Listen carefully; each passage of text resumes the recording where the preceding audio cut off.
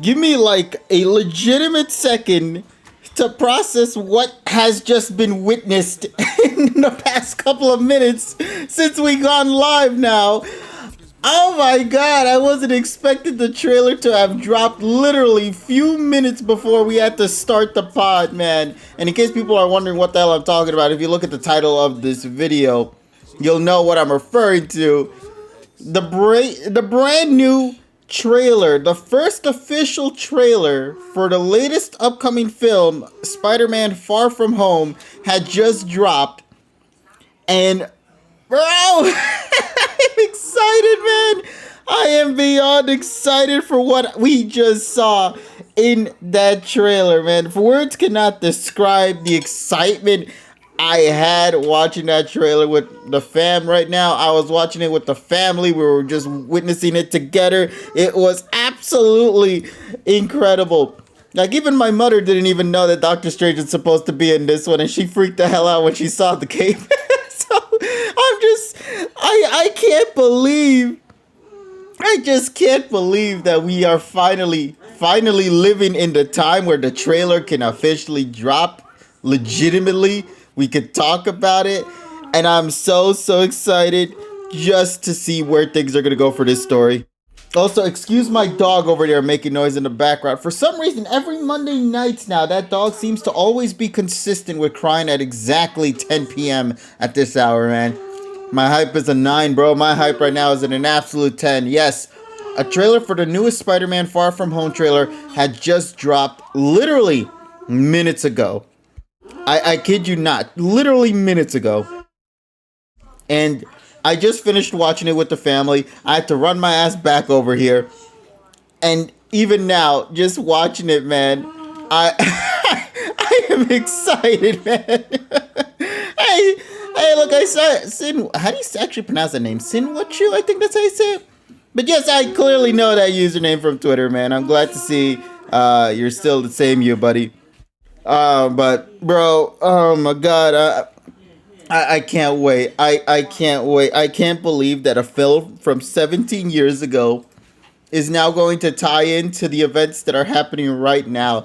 This is what it feels like to just grow up with these generations of films since the very beginning. Because now that that's being a part of this storyline, it's just mind-blowing to think about like where things are gonna go next. Where's the story gonna go? Are we really gonna see the OG Raimi Spider-Man up in this storyline too? Like, oh my god, I'm just so excited. I have my plate of food here too that I want to eat, but it's just out of pure excitement. I just can't chow down on this food right now. I'm just that damn excited. I really am. We have been clamoring for this trailer for so long now. It has been a couple of months. People were expecting this thing to have dropped, I want to say, back in like March or something of that sort, because like, usual, or not March, I'm sorry, June, because normally that's how film trailers tend to be structured. And for weeks upon weeks, everybody kept saying left and right, yo, it's coming out this week, or it's coming out the following week, or it's coming out this month, or, last month. And it's like, nah, it just feels so good. It just genuinely feels so good to finally see the trailer and get excited about it with everybody who is excited for this series, man. And Tyrone coming through with a raid party of 11, bro. Yo, man, I can't wait to have you on board in this conversation, buddy. I think I see somebody else as well. Hold on a second. Let me pop him into this call real quick. Hey there. You hear me loud and clear, buddy? Yeah. Good night. Good night, by the way. How are you, man? Doing great. I'm still mind blown right now. My head is still processing with this Spider-Man trailer. Your Arachnid footage. Okay. Yeah, the legitimate footage we got, like the actual trailer, the full 3 minutes and something seconds trailer, bro. It is just great. First of all, let me say hello once again to our guest of the week, our buddy here, Kuro Blitz. Say hi there, buddy. Hello, everyone. Oh, we're already live. Okay, Yeah. okay, nice, No, nice. no, Okay, we're okay. already live. Don't worry about that. Listen, I Oh, had to hit the okay. live button at 10 o'clock, man. Okay, I makes didn't sense. want to dilly dally, but that's why I was taking this I time to just talk with okay, everybody right okay. now in the chat on this situation. It's just so Sure exciting, thing. man. Oh, sure thing. Like, I was giving 5 minutes to see if more people were actually joining the call or No, not. no, But no. Well, no, it's because Tyrone right now currently is streaming. TSS is going to be away for a wee bit. So, and I oh yeah, think yeah. Tasso, our other pal, is also going to be joining us relatively soon as well. Okay. But currently, though, I'm like I said, Oh, I'm just excited oh, for. so you're taking the BS hour to talk about Spider-Man. Okay. Yeah, yeah. Let's Um, say, yeah, the hey BS Nessa, hour we're hey going to Nessa, talk what's about. up? Oh, hi there, Nessa. But yeah, we're just. Um, Well, I don't know if he's okay, just as CG, excited as I am, but I, I'm just fangasming over the I, Spider Man. I, yeah, that's Hey. actually something that I was going to ask of you. Like, as a New Yorker, how do you feel about when Spider-Man is actually, the discussion topic? Oh, bro. Listen. TSS actually brought us to the pizzeria where they actually had that famous scene in the original Spider-Man play out, Oh, and we the got pizza to time. actually try the pizza from that spot in that Spider-Man film currently. And bro, that pizza is worth that money, man. It is delicious, and just seeing the articles and stuff on the walls that talk about the Spider-Man and how it was filming in this said pizzeria. Oh man, it was a beaut. Oh, so they have Jealous. portraits like oh, this is the place. Like, okay, Yeah, yeah, nice, like nice. this is the spot right here to get this shit, and I'm like, oh my god, yes. Did some I did some did some employee actually set it's pizza time, or like did No, they I just said that when remember? I got my pizza box and put it on the Okay. table. It's pizza time. Oh man, yeah, I got to experience that true, authentic pizza time quote in its purest form in that pizzeria, man, and it was a blessing. I can't. I seriously can't wait for this film. Spider Man. Yeah. I know for many people, most grew up with like the original Superman films or like the Batman films.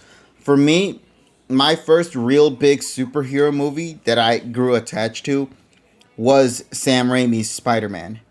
So Yeah. to see that they're going to be tying into all of that with this current film and having it all come together, which looks to not only be what could be an incredible film, but just a celebration of just the various decades of Spider Man. Of course, I have to get excited for that. And it looks like they're nailing it beautifully, man. So I'm just super excited for it. Yeah, because the movie it's going to be this year, right? This But December. yeah, this December. But you know for a fact that the celebration it's going to extend to the year after, because the year after Sam Raimi's original movie will turn 20, and the Spider-Man comics as a whole will turn 60. Yeah, so this is just incredible timing overall. Mm-hmm. But yeah, I'm just happy, man. I just wanted to gush about this for like the next You for the few minutes that we were live right now, just because finally this is got your great. wish. Yeah, everybody did. Fans have been asking for Now, this. now, now all we need is yellow spandex, Wolverine, and the good Fantastic Four movie. Yeah, we'll get that good Fantastic Four movie. Hopefully, hopefully Yeah. we will. And I saw the trailer when you posted it, and I was like, I still have to watch the first two because I only seen like from like what you just mentioned, like the ones that came out like from the early 2000s. That's the only three I've been exposed to. But I kind of remember when the other one came out like in 2012. I was like, why do I need to watch it? It's like almost the same or as the 2002 version, so I didn't bother watching it, and then didn't, I, and so then yeah, which I never, explains. honestly, I never watched the Andrew Garfield's duology. Yeah, I know, I never Bruh. seen it, and then yeah, Bruh. Hey, and then down Tyrone. to the part Hey when he had. Tyrone, how you doing, buddy? Hi, Hey. Tyrone. Hey. But just to catch up to speed, Tyrone, we're obviously gushing right now, or at least I am, and everybody else is giving their inputs too about the latest Spider-Man Far From Home trailer that just dropped a few minutes ago. Ah. Like the I official trailer, yeah, bro. I saw it.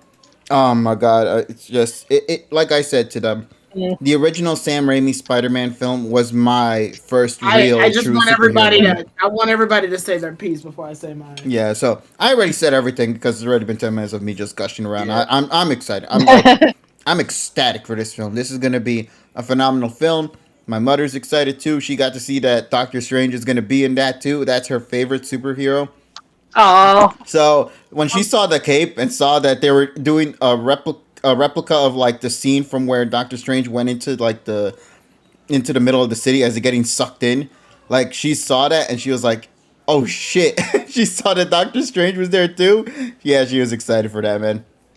well, I know So Erica's gonna be excited yeah, because she like loves Doctor Strange. I'm like, yeah, for my mother, Doctor Strange is her Yeah. favorite film, so she's Strange. excited to see that now. Not only Doctor Strange, but the The Spidey one boys are coming in. the one thing I'll just add to my thoughts about the trailer, like this was kind of inevitable because it's not the last Spider-Man movie, but it ends the Tom Holland trilogy in a way if they do a trilogy. Because before Phase 4 of the MCU was a trilogy in terms of phases, but now it feels more like it will be a pentology. So Iron Man was the forefront of Phase 1 and 2. Mhm. Phase 3 was the passing of the torch from Iron Man to Spider-Man. Now, for Phase 4 and eventually Phase 5, I won't say that Spider-Man will be, the forefront, but we will see Peter in, late high school, early college days. But this Spider-Man will have a pivotal role in maybe Phase 4 ending with the Young Avengers, trying to recreate, the magic of the Avengers from 2012. For the Phase 5, they can go either way with this multiverse. They can go Battle World, or they can go with Spider-Verse. But they need to be really careful to not rush things. Like if in the post-credit scene we have, the reveal of Miles Morales, that's going to be great for the hype, but for the substance, you're running the clock very fast. Like you're settling yourself up to. It's like with the Flash. Like when the Flash started in CW in 2014, there's this image of 2024, and I'm like, you're really setting yourselves up for a crisis 10 years into the future, and you want to make a show last 10 seasons. And of course that they retconned that, because Flash has time travel, and the crisis happened 5 years earlier because the show could have been canceled or not. But that's what happens when you write for a TV show. But this movie is neat, and people were waiting for a big while because we got Eternals and we got Shang-Chi. Like, they got second trailers, and where's Spidey? Where's Spidey? Now here's Spidey. I don't think we actually need another trailer, honestly. I just Like- need a second trailer just to give me more clarifications, like the Eternals one did, to just clarify a little bit more of deets, get everybody excited for it, and that's it. Just one more. Yeah, the black Plenty and of gold. deeds from the movie. Yeah, That's the black, movie's job. the black and gold suit from the promotion. It's in this trailer. The scene where Peter is, it reminds me of the feast facility from the 2018 video game. So I don't know, like, because after the snap, people need to get relocated and they are homeless and whatever more. So maybe they will tackle that approach. Yeah, it's But gonna yeah, be interesting. But yeah, I agree with Tyrone. It's the movie's job. If everything is in the trailer, like, what's the point of watching the movie then? I know. So when are you guys gonna show me Spider-Man 1 and 2 then before this one? Yep, you got till December, buddy, to watch them. And also, you got to watch probably, I'm assuming, the Andrew Garfield Spider-Man as well. Because, unfortunately, Jamie Foxx spoiled that he's going to be in this film, too. And he played Electro Oh, in the okay. Amazing Spider-Man series, so. Oh, I didn't know that. I was like, I know. I was like, worried. That was probably the first. I probably had to rent it from Amazon or something. I'm pretty sure it's somewhere on Disney Plus, maybe. But, No, Tyrone... I, oh, go on. No, that's the last time I checked up Disney Plus, it wasn't on there. Okay. Sony. Oh, Sony. Sony. I thought Sony did. Oh no, wait. Sony said that they would do it like sometime next year with Disney Plus. I forgot how that's supposed to work out. But Tyrone, I know you said you also wanted to give your input on this as well. So, what's your take on this latest trailer and just the stuff that's happening? Well, Spider-Man is my favorite hero. So did you fucking see the fact that like Doctor Strange shows up and they do like the little partnership thing because like freaking Tony Stark and Doctor Strange partnered up, so it's kind of like this thing, and he calls him Steven. He's like, that's a little awkward. And then they had like all this crazy shit that happened. Yeah. And then the freaking Green Goblin's bomb shows up, and then fucking Doc Ock, the original one, the one. And he says the line. He says, "Hello, Peter." The Doc Ock from the fucking Spider-Man. It's so good. It's just okay. This is just me, but I don't know if Tyrone is being genuinely hype or just being sarcastic. Oh yeah, I'm pretty excited about it. Oh, okay. He's excited. No, because I couldn't tell Tyrone like you. And then he tries to get everybody to forget that he's Spider-Man, so they're going like that route with it. And Doctor Strange is pretty much like their key in order to like mess with shit now because they can just do that. And then like they try to do that, but obviously it's backfiring because he's trying to fuck with too much stuff because he's trying to balance two lives at once. And they do the thing that the Master did to the Hulk in the one movie and fucking knocked him out of his other head. Oh my god! I can't fucking wait. Oh yeah, man, I'm just excited. This trailer was really structured beautifully. Like I love how this trailer was handled. And they said December 17th. Mm-hmm. Now, obviously, they got a bunch of people. Like Peter's in a very weird spot because obviously he's arrested. But so I'm curious to see how they're gonna get out of that because they still show some scenes of him just sort of doing his daily shit. So I'm like, how? Shouldn't he be under like? Remember, S.H.I.E.L.D.'s the type of government that'll put like Ant-Man on lockdown because of the Civil War situation. You don't think they're gonna like? I don't know. It's weird that he's like. I can still see Peter Parker not in custody in a lot of situations. Don't forget, Tyrone, that we are in Phase 4, so all of these movies have to be tied in, with Disney Plus shows. So if they want, they can either have Hulk's cousin, that's the She-Hulk, show up to be Peter's attorney because she's a lawyer in the comics. Or Multiverse happens and we have Matthew Murdock, aka the Daredevil, be Peter's attorney. If they bring that Netflix show into this, I'm gonna lose my mind. No, PG, I'm going to lose my mind if in the end of Shang-Chi we see Iron Fist, like in the post-credits. Yeah, it's just weird to see Peter just sort of like out and about after the entire world. No, I mean, obviously he says that living his regular life is hard, but I would expect him to be under lock and key at this point. Hell, this is the same type of government that put Ant-Man under lock and key for the Sokovia Act, but whatever. Yeah, it's still cool to see though. Like man. I'm with Kuro. I kind of want this to be the only trailer. Like that'll be it. Only because like I want the movie to kind of give me everything I want. The trailer it did its job. It got me excited for it. I mean, I was already excited for it. It's fucking Spider-Man. Who's gonna literally? You could just not show a trailer and be like, the movie's out tomorrow. I'm gonna go see it. There we go. Panther got the chance to watch the trailer now. He didn't realize that the actual trailer dropped. He was like, "Well, we're talking about the leak." No. The actual trailer did drop. The trailer. Yeah, and I feel like this goes into what Tom Holland talked about before, where he said he wanted to do a multiverse Spider-Man any damn way with the other Peter Parkers. So this one is clearly gonna be like eye candy. This is gonna be the most eye candy ass Spider-Man movie ever. They already got J. Jonah Jameson in there. They already got the original Doc Ock. This is literally just called. Yeah, this is just callbacks. This is Jamie Foxx.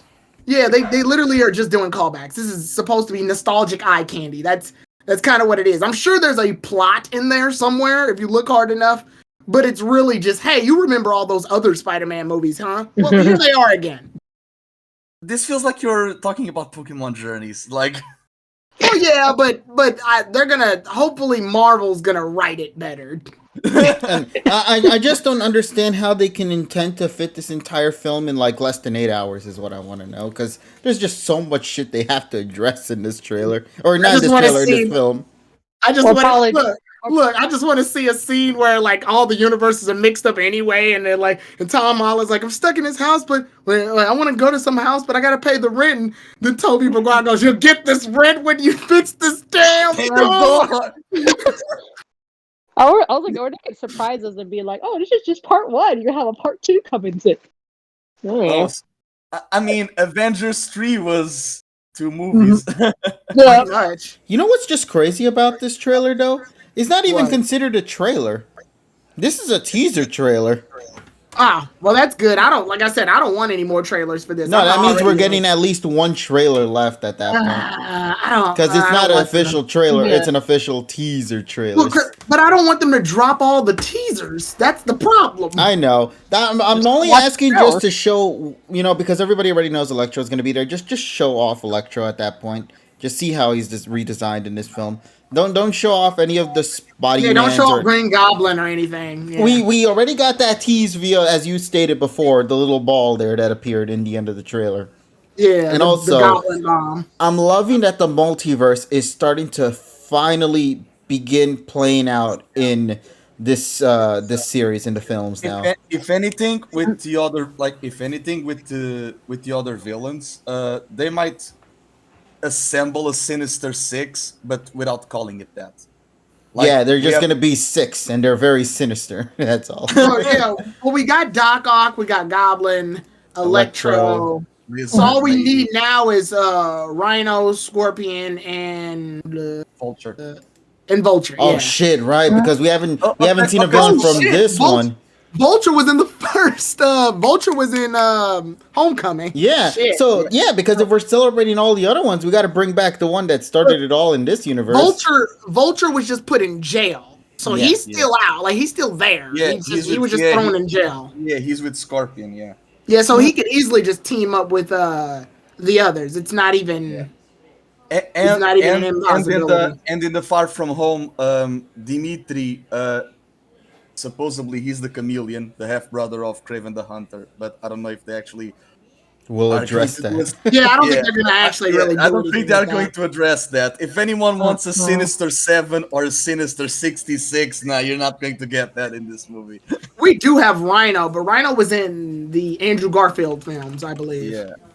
Yeah. And I don't know how much they're gonna plan on pulling from the Garfield series. So This is actually a safe way for them to pull off the Sinister Six without having to bring up the backstories of all of them, because hell, nostalgia can pretty much save the day for them. yeah. Now, Lizard's dead, if I'm not mistaken. Yeah. To be So, fair, yeah. a lot of these characters were supposed to also be dead too. Yeah. But Also, there is one moment that I actually want to see. Yeah. So this is basically, Tom Speeder meeting Toby Speeder, and when Toby Speeder unmasks, Tom will say to Toby, "Uncle Ben?"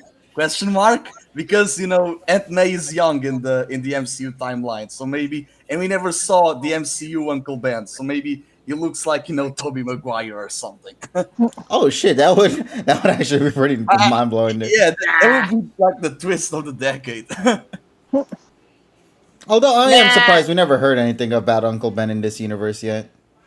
I just Although to be fair, we don't need to per se, but it's just something. I believe, I think just for this particular story they were telling for Peter, it wasn't necessary. They already kind of knew that Peter was, at this point, when Homecoming came out, you kind of already knew enough about Spider-Man to pick up, what happens. So they didn't really want to tackle the background of it, probably. Mm-hmm.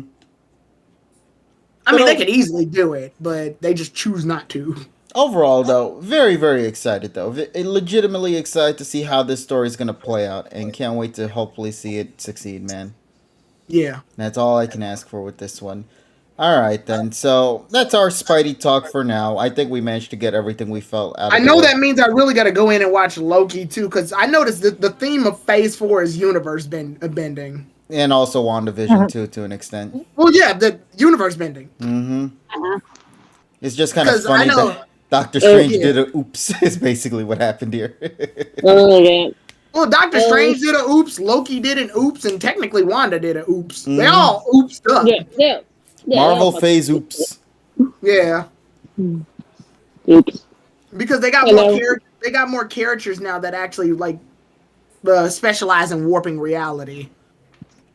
Yeah, so let's see where things play out for this one. I'm just excited, man. For as a Spider-Man fan who grew up with this, just as many others out there with the original, just to see that now those storylines that we got attached to are now going to be a part of this generation. It just feels a celebration for all ages at this point. And I think that's what's exciting the most. You know, my little brother could enjoy this generation Spider-Man, and I could see that other generation Spider-Man, and we could all grow attached to the same thing, being of Spider-Man. And we need a movie night now. Yeah. We need a movie night. Oh, I found it. Where's Tobey Maguire in this trailer? You'll get your trailer when you fix this damn door. Always count on memes. What? Shit, that was for Resort. Yeah. You'll get your Toby when you fix this damn door. I love it. Beautiful. But for now, I'm satisfied with what I got. I don't need to see much more.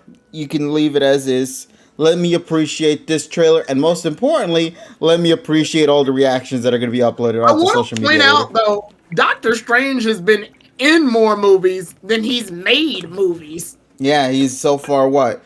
Actually, no. Same thing could be said for Tony too. No. Yeah. And I'm Look at Bull. Tom Holland. Tom Holland. Yeah. Yeah. Spider-Man's been in because he was in Civil War.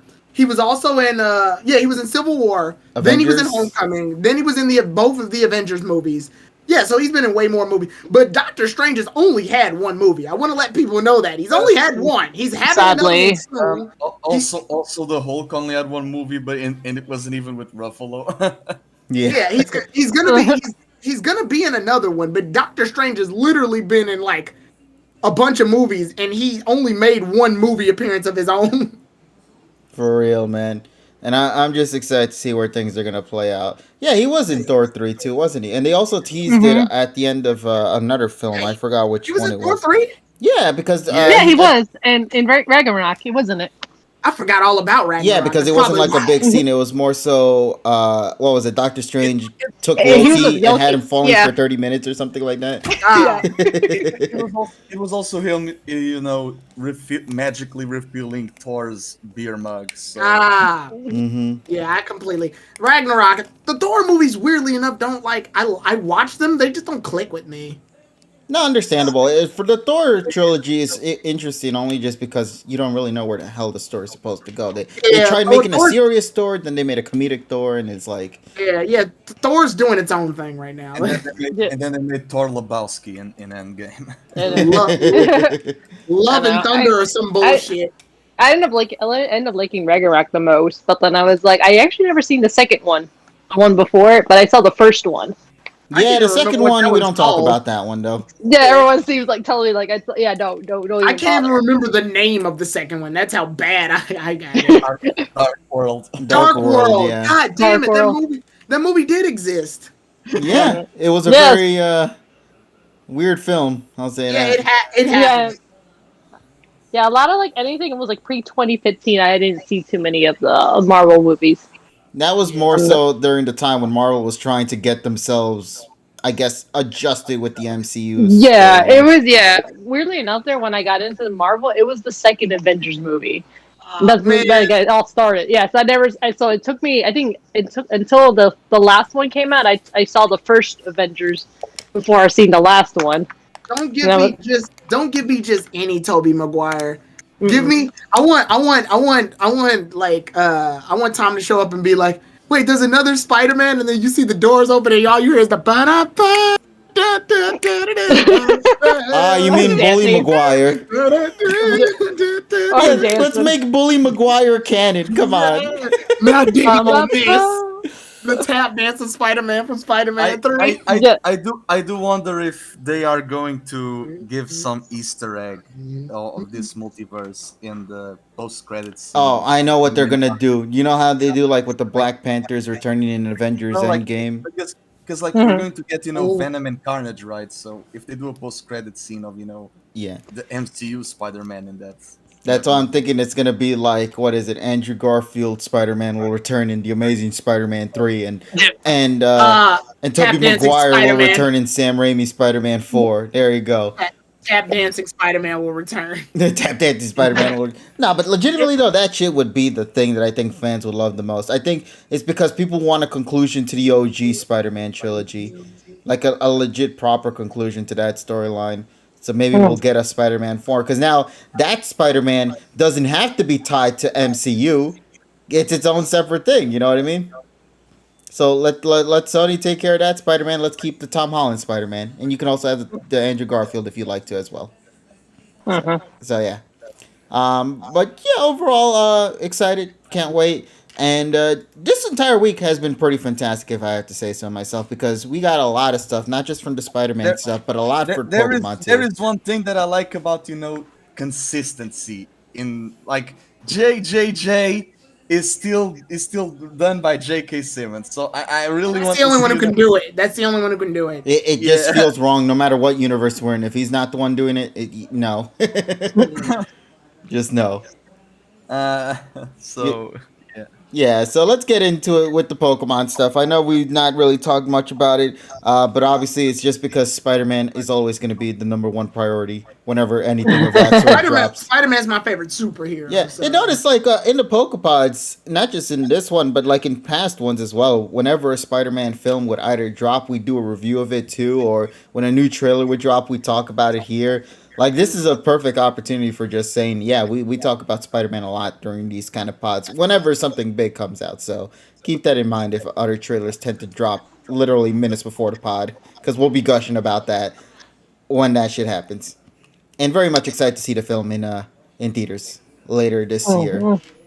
If the NSYNC doesn't decide to continue doing their concert, man. That's all I gotta say. We don't want no more concerts. We're done. Yes, for real, man. All right, so here we go. Let's get into it. So the Pokemon presentation that they had on Wednesday was a jam-packed one. Also, Tyrone, I'm noticing I'm echoing a little bit in your side of your headphones there, buddy. What? Yeah, like apparently I'm hearing my voice come out through your headset. I'm not sure why, if that's the case. You still hear it? No, it's gone now. Mm. Yeah, thank you, buddy. Just making sure. Not sure what happened, but it just thought I'd let you know. It moved back. Weird. Back.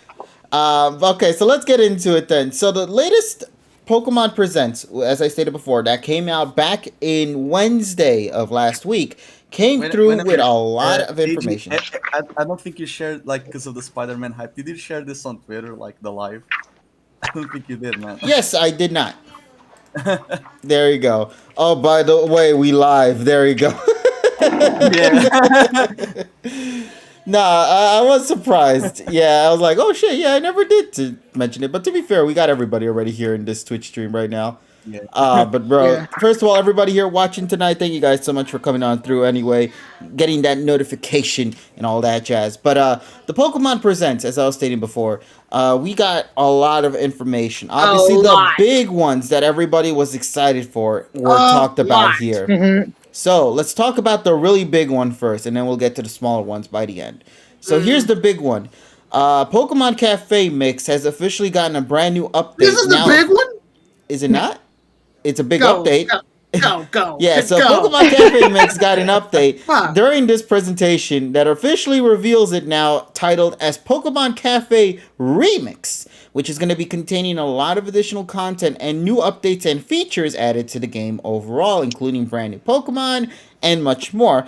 I will admit, I played the game for a little bit, and then I closed it down, so...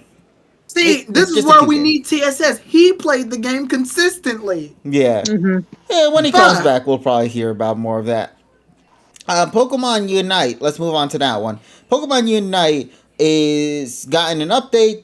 I think Blissey was one of the new characters. I'll that got take released. I'll take over for this one. Okay, you go Pokemon ahead. Unite. We're getting Mamoswine. Now, in addition to Blissey, we're getting Mamoswine. We're getting Sylveon. Like, what the fuck?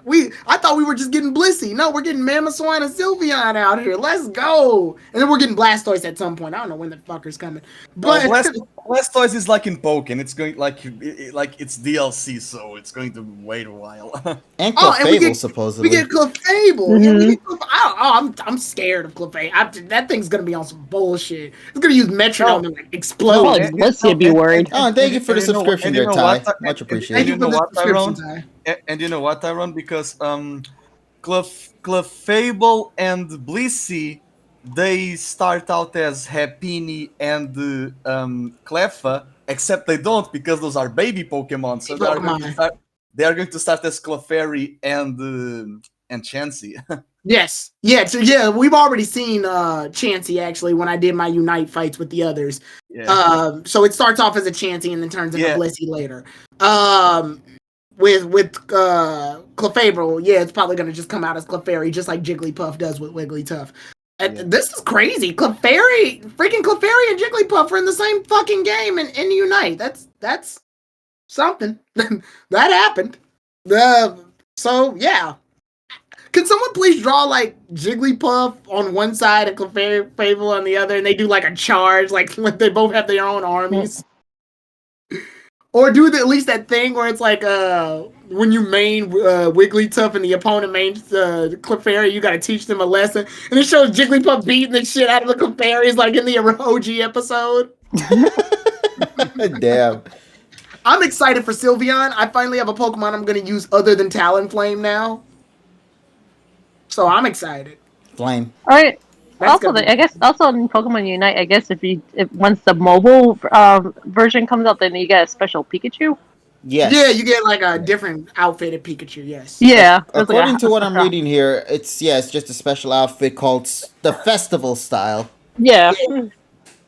Now, to be honest with everybody out here, I'm probably still never gonna play Unite. But I'm glad that those out there are having a fun time with it, regardless. I had a good time with it. Yeah, when I streamed it I streamed it for about 3 or 4 weeks. So yeah, it was fun. Those were some good times. Oh yeah, I mean you could finally play as your Pika with a bow now because the Festival Pikachu has the bow on it, doesn't it? Will they be able? Here's my question: will they be able to cross-link them? Like, will you be able to use your account on your phone? Yes, you should be able to because you'll tie your Nintendo account like how you do with Dragalia Lost or with other Nintendo properties. All right, just like Pokemon Home, then probably as well. Yes. Good. All right, that's good. N will finally get his Signa suit with Reshiram, so it's not another N. It's the same N, but he will get Reshiram. So I can't wait to see that storyline unfold. Yep. Because Master ZX, it's going to turn 2 years in this Saturday, so we are going to start a new storyline with and wait, In gets Reshiram this time? Yeah, did you not see good. I'm glad they fixed that. That was bugging the shit out of me. Oh yeah, I'm actually saving my gems to see if I can get that one. I was losing sleep over that one. I was like, what's that fucking Reshiram, not Zekrom? What is this shit? I actually like him in Pokemon Masters and with the Zekrom. He's pretty useful. He's supposed to have Reshiram. That's N's Pokemon. I'm okay with Zekrom. If it's useful, then it's for me. N seems like the ideals guy. Like Reshiram seems like his Pokemon. Yeah, but the ideals is Zekrom. So. Truths. I mean, yeah, he's Truths. He's Truths. Yeah.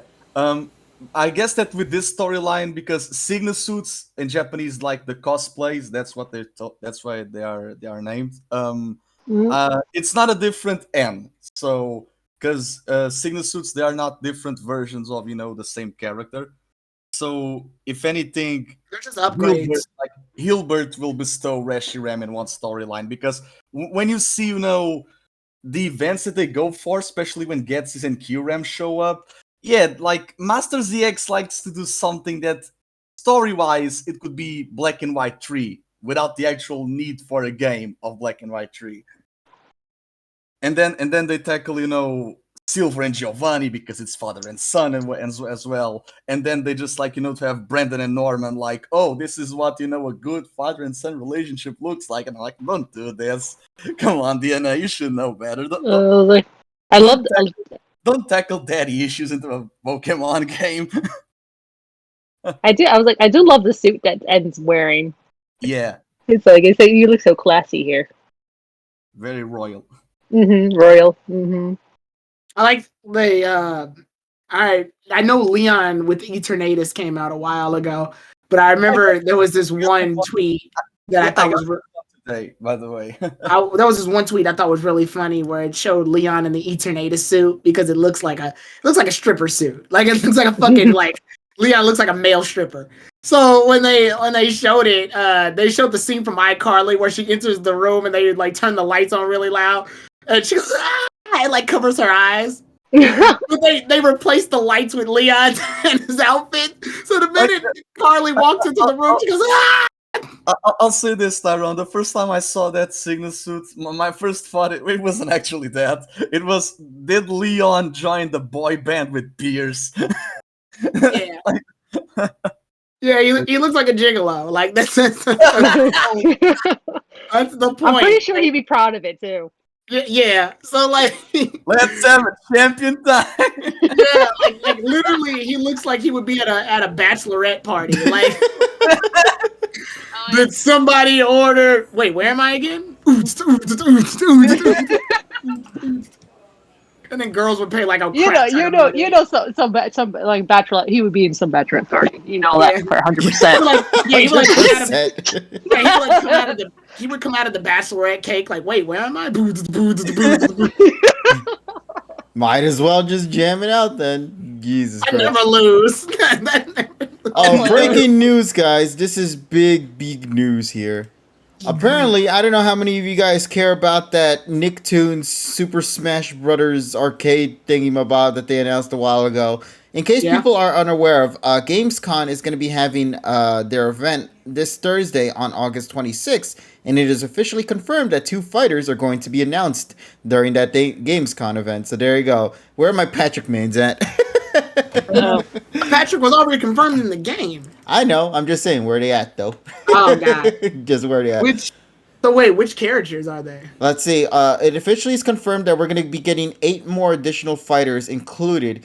So far, we don't know the 8 fighters, but we know of the ones we saw in the trailer already. So, such as SpongeBob, Patrick, Toast, Invader Zim, Helga, Reptar, Danny Phantom, Nigel Thornberry, the Loud House character, Sandy Cheeks, Donatello, and I don't know who the other ones are. But yeah, point of the matter is we're getting... I'm just saying, get my boy Hugh up on this one. Just asking, man. Oh, bad D.I. there, bud. Looks like you get 0 to death there, champ. I'm just saying, I'm so happy this man. I'm just saying this man is just so said you great. Good God. All right, so let's get to the low points of this presentation then, since we talked about all the high points. So, obviously, let's begin with Pokemon Brilliant Diamond and Shining Pearl coming through with a lot of polish from the first trailer that we got compared to, well, yeah, that one, and then now. So, we got a lot of information to get into. So, first of all, Tyrone, you should be very happy because you being the one that's always been clamoring about this, this game does look to be a genuine 1-to-1 faithful remake of that's what the original. Fuckers wanted. Yeah, so, but it looks like that despite it being a 1-to-1 remake, I'm liking that the additional content that they're doing is in locations that doesn't necessarily affect the main world itself. Mm-hmm. And that is going to be the thing we're going to be talking about today. The Grand Underground. That is going to be the big update that's going to happen with Brilliant Diamond and Shining Pearl. That location where you can go and dig for fossils and gems and all that stuff and create your own secret base. That is now going to come included with an additional new thing titled the Pokemon Hideaways. Excuse me there. The Pokemon Hideaways are basically different biomes that exist in different parts of the Sinnoh region, each containing mons that you cannot actually find outside of those locations. You can only find them there.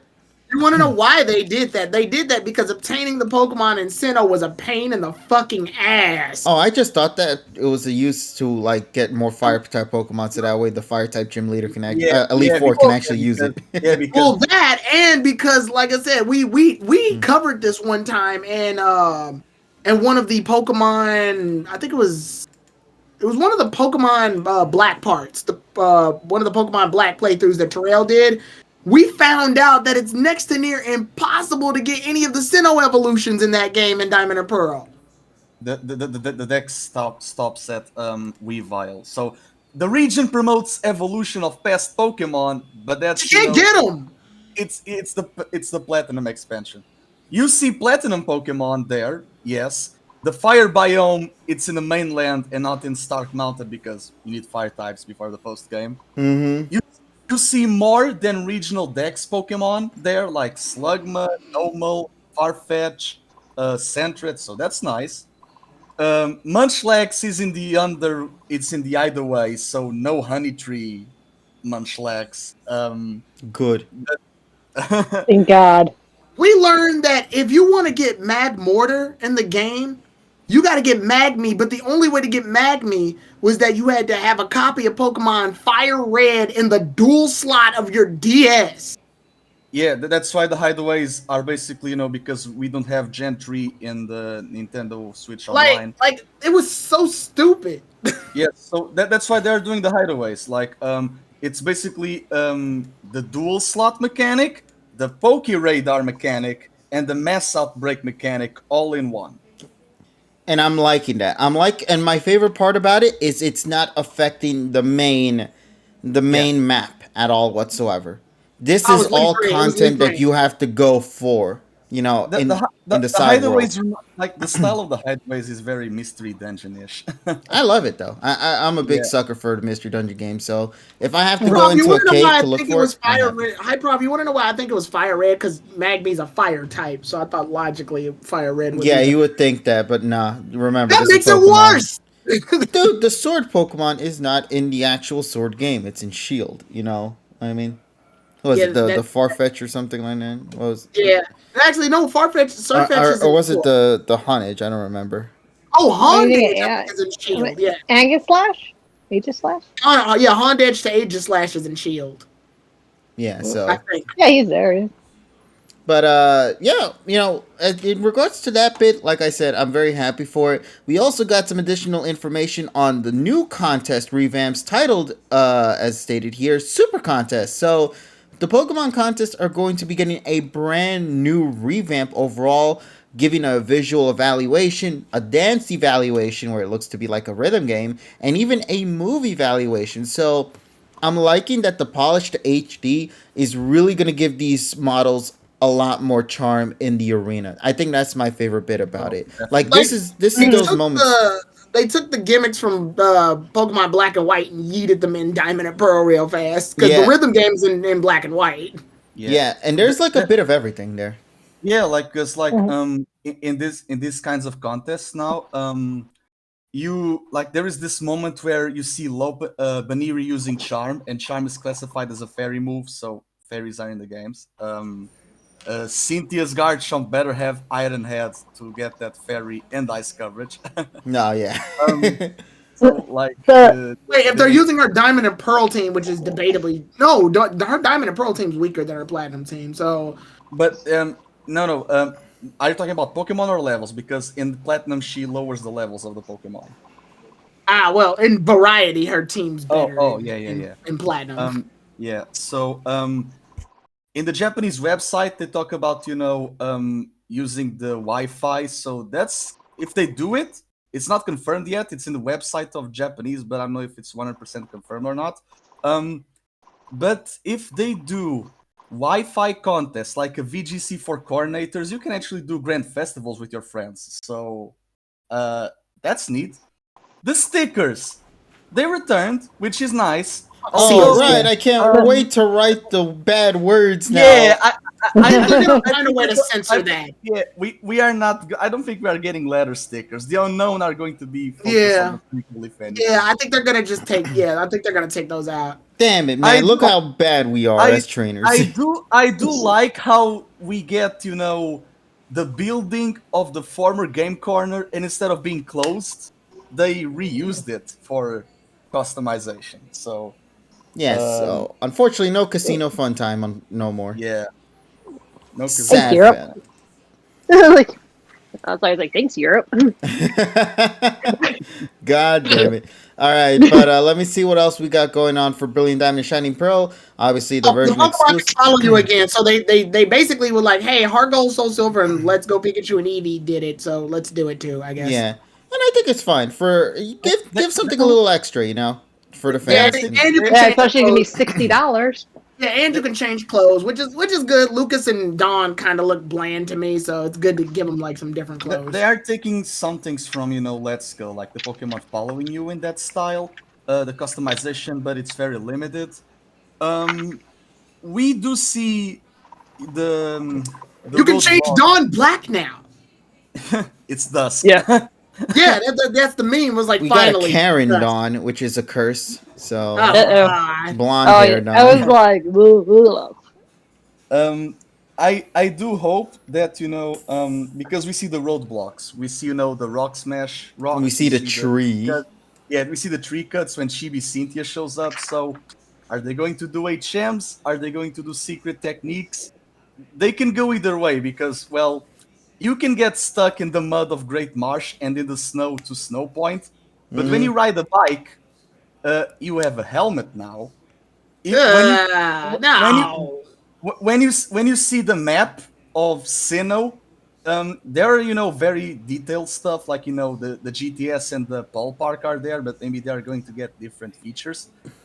That'll be like John like Zach said. That'll probably be the Go Park. The ballpark, yeah. For the GTS, I don't know what they're going to do, honestly. I wouldn't even be surprised if in Pokemon Go, in the game Pokemon Go, I wouldn't be surprised if they have like a Diamond and Pearl thing where like more Sinnoh Pokemon show up for that month. Yeah. In the map, we don't see, because the map is very detailed, but we don't see the Hollow Tower for Spiritomb.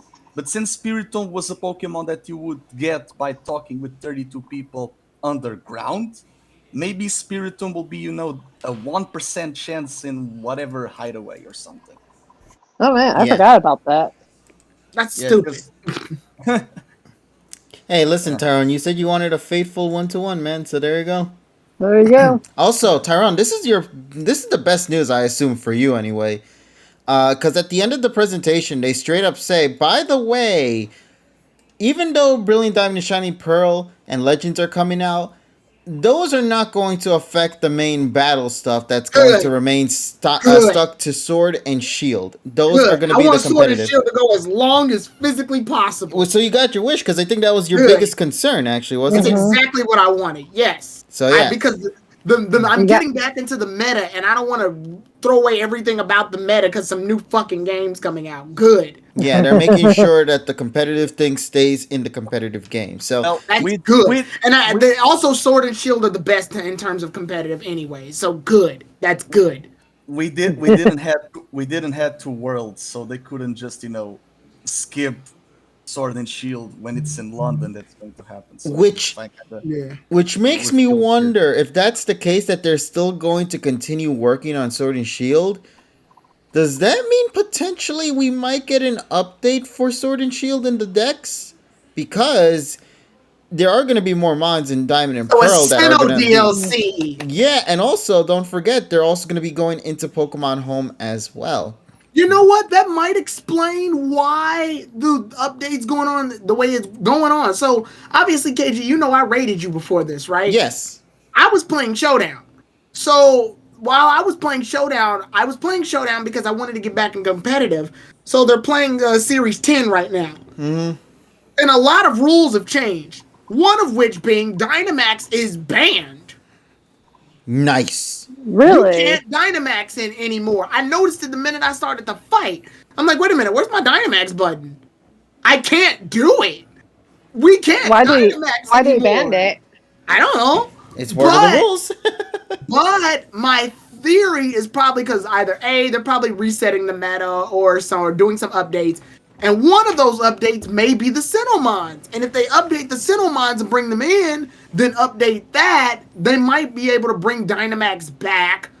And thus you'll be able to bring the Sinnomons. Or they might be doing some DLC that allows the Sinnomons to just be in the game. And thus Not Dynamax. we'll have a new set. And Dynamax was probably taken out so that every battle is just flat battles with no gimmicks, no Z moves, no Mega Evolutions, no Dynamax. Yeah.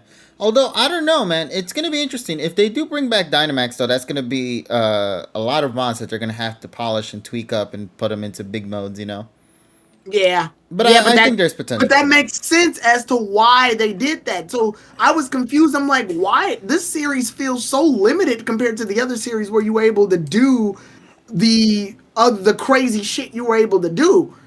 And I think they did that because they're probably planning to reset the roster based on the new mons that are coming out. I mean, it wouldn't surprise me if Pokemon thought that far ahead. I mean, it'd be weird, but it wouldn't surprise me. This isn't the first time they've done it, so. Mm-hmm.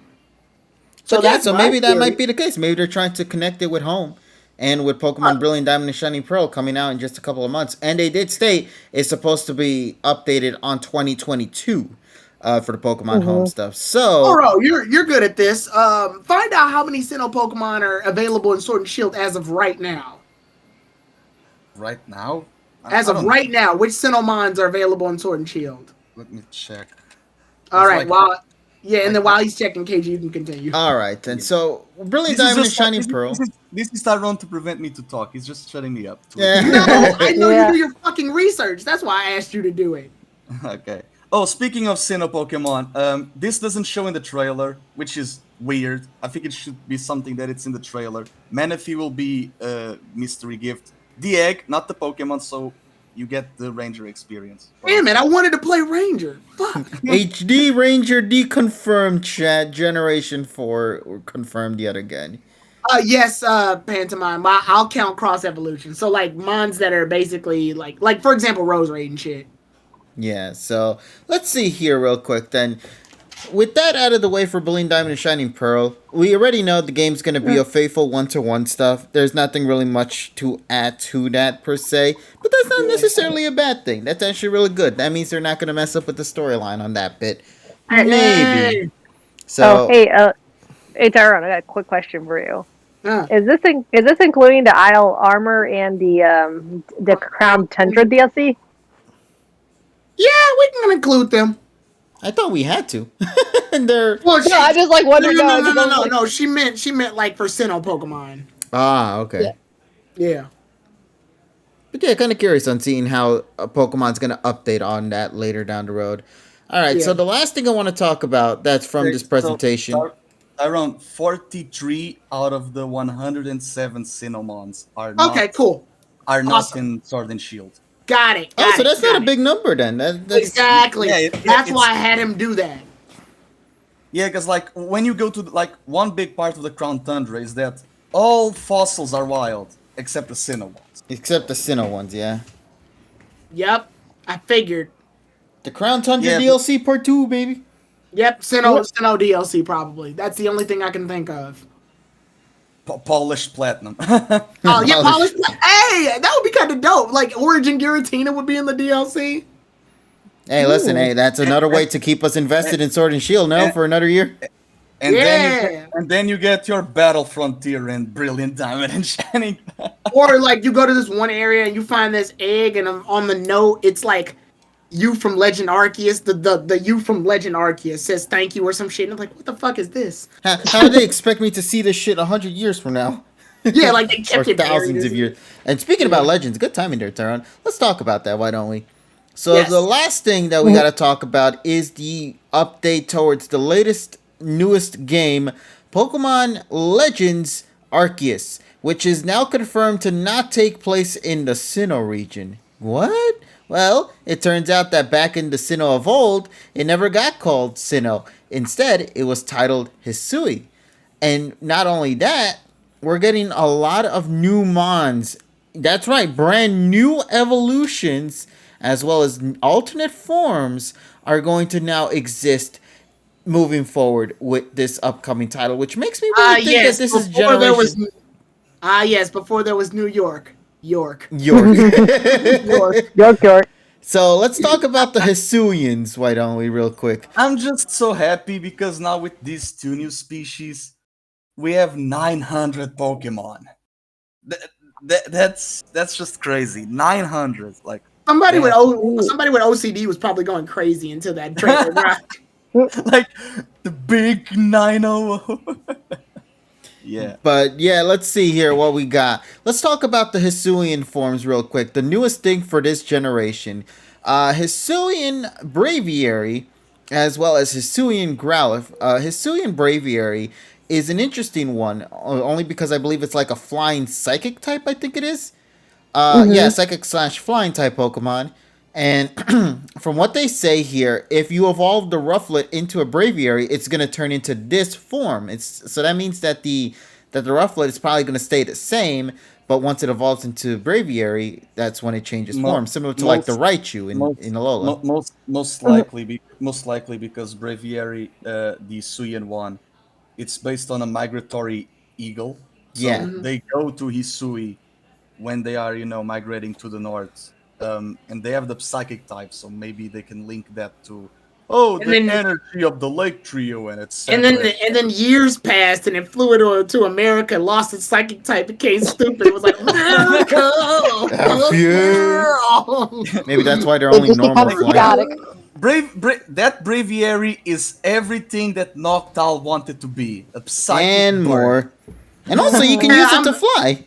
Hey, I'm not giving up. Hey, I'm not giving up on Noctowl yet. That means we can get Hisui and Noctowl because Noctowl's my favorite flying type Pokemon. So I need him to get some support. Yeah, because when you think about it, like we have in the starters are from Johto, like we have starters from Johto, Unova, and Alola. So we got we got evolutions for Sinnoh and Unova, and even a form for Unova. So we might get variants for Alola, not Alola variants, but variants for Alola. So give the treatment to the region that started. But if they do more of Johto, Dunsparce, please. Oh, a Dunsparce evolution can happen, given that it was confirmed in this trailer that yes, Pokemon can evolve. Stantler was confirmed. Oh, and Basculin. Yeah, especially they kept teasing that Dunsparce for some reason. Yeah, so I mean, the Dunsparce can potentially become the giant mythical long ass dragons that we've always wanted to see. Yep. So, Also, I wanna point something out with Basculegion. All right, fine, Game Freak. I realize Basculin exists. Will you leave me alone now? Fuck. For the longest time, out of all the Pokemon ever, Basculin was the one Pokemon that every time it shows up, I was like, "Oh yeah, that's right, you exist." Yeah, but Tyrone, like when Ken Sugimori was making the Unova Dex, Basculin was the last Pokemon that he made because we forgot to make a fish Pokemon for this region. They forgot it exists. Yeah, no, because even in the Unova games, the Unova horoscope, the sign of Pixies, they give that to Alomomola, not to Basculin, who's actually two fishes. So it's just weird. Yeah, I was just like, for the longest time, I'm like, that's right, Basculin. And it's got this whole little, like, gimmick where, like, apparently if it's catch from another sea, it's, like, blue or some shit.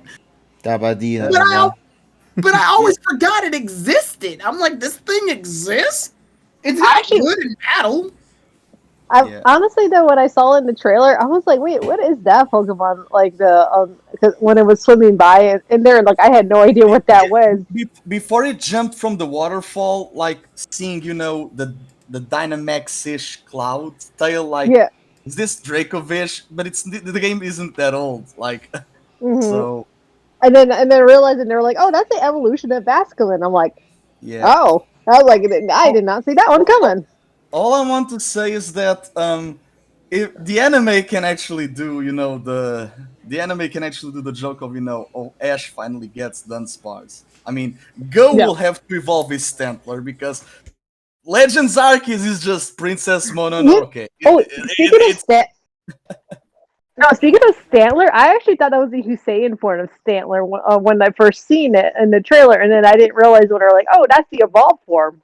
I was like, Yeah. oh, I thought it was that the Hisuian form. That was like the first thought. So I knew it was Stantler, and I just thought like, oh, he has a Hisuian form, cool. And then they're like, no, that's the evolution of Stantler. I'm Yeah, like, oh, word here, and I love it because it's an evolution. Also, props to this trailer for making these Pokemon feel legendary-esque.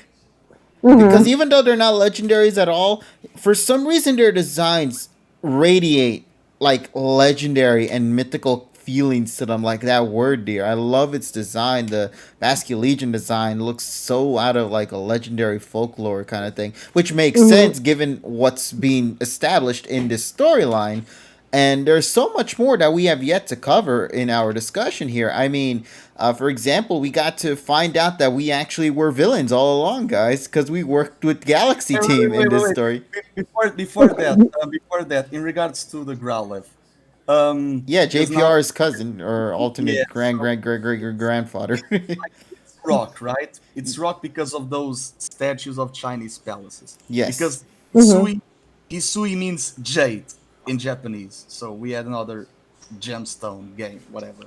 Um, I do want for Arcanine or maybe the branch evolution. They can do a berserker treatment. Which, by the way, I want a ground Meowth, like a mountain lion that, like, whatever. Because Meowth at this point, like every generation with the form, Meowth should get something. This is just like, Gen. It's not Gen 9, but it's Gen 8.5. Like 5 years ago, when people were doing, Pokemon Z, Southern Kalos, Gen 8, Gen 6.5. We got that, 5 years later. So, um, are we? in regards to the Growlithe, I actually want for the evolution to be Dragon Rock, because that's something that's a combination that doesn't exist. And I feel that if we got Galarian Druddigon back in the day, like 2 years ago, like a gargoyle Pokemon, Dragon Rock would have been, the perfect typing. So do that for Arcanine. Like, the design of Beta Arcanine, which was meant to be the silver mascot, but then Lugia was a thing. And since this game takes place in the Meijin restoration of the Edo period, when the Ecruteak towers they burned up, we got Galarian birds. So if the Galarian beasts are basically the pre-resurrected forms of those dudes, oh boy. Wait, we. Ooh, Yeah, sorry about that. Ugh, almost choked. We finally get to see which Pokemon were originally Entei, Raikou, and Suicune. Yeah, like honestly, and Save that for the Johto Legends. Yeah, like do Gorochu. Like you have the potential to make canonized Pokemon from the beta designs of Although I always wanted it. I know it's unconfirmed, but I always wanted Vaporeon, Jolteon, and Flareon to just be them. Yeah. Makes more sense. Yeah, the types match up, the hidden abilities match up with the primary abilities. Yeah, they look the same. So yeah.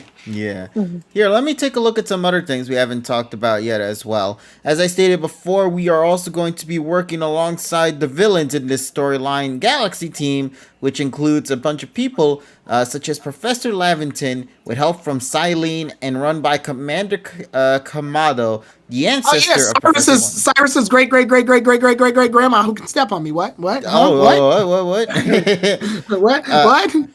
So Professor Rowan's ancestor. Akari and Ray are the playable characters. That's kind of interesting that they're called that, actually. I do appreciate that they're not the same names as the ones we have in the current era. Although it is interesting that we have them like this in English, because that's their English names. Yeah, but Japanese shit. No, but we don't do that with like the other characters, though, do we? Yeah, but this time it's ancient Japanese shit, so it's okay. Yeah, I'm just saying it's just one of the rare instances where we get to see that. Is what I'm saying. Yeah, because Akari and Ray, they are Teru and Sho, in Japanese. Mm-hmm. Kamado is Dembuku. Dembuku being another type of rowan tree in Japan. But Kamado comes from Rowan's Japanese name, not a Kamado. So, like, English. That's what they're going. English. That's gonna mess me up when we try to look into the lore of this game even more with the Japanese side. Meme. I just like the meme where it's like, Pokemon Brilliant, Diamond, and Shining Pearl problems. Oh darn, my Pokeball missed. I gotta find new Pokeballs at the store. And then it's like problems in Legend Arceus. This bear tried to fight me, so I beat its ass and caught it so I can teach it how to fight. In Soviet Sin, oh, you hide in the tall grass. In Soviets. I still love the one. I don't know if you guys remember it, KG. It was the one where like they accidentally Rowlet pops up out of the grass and it makes like a noise, and then they start playing the song from Legend of Zelda: Breath of the Wild. Yeah, Yeah. Funny that you mentioned Rowlet, Tyrone, because we might get Hisuian forms for the starters, if anything. So I'm down for that. Ash, bring your Rowlet, Quilava, and Oshawott to the past, please. Please. That would mean you have Also, to make trips to 2 regions to get these mons. So, Galaxy Expedition Team, the initial spell get, because get Pokemon, right? In Japan, it's called Gingadan, which is the same Japanese name as Team Galactic. So they only change that in the dub. Now you guys can be villains just like me. Yay! I just don't want for them to do the twist of, oh, Silene is obvious, but Kamado and Leventon, they would also be the obvious twist. It's the Luzamine Rose situation. Just make Arceus the antagonist because, oh, humans are advancing. Nah, nature needs to fight back. I'm just going to smite these Pokemon and give them power to make them totemish, whatever. Like, don't make Arceus the villain, just make him the antagonistic force, like in movie 12. Like, not all games need a villain to thrive, at least in my opinion.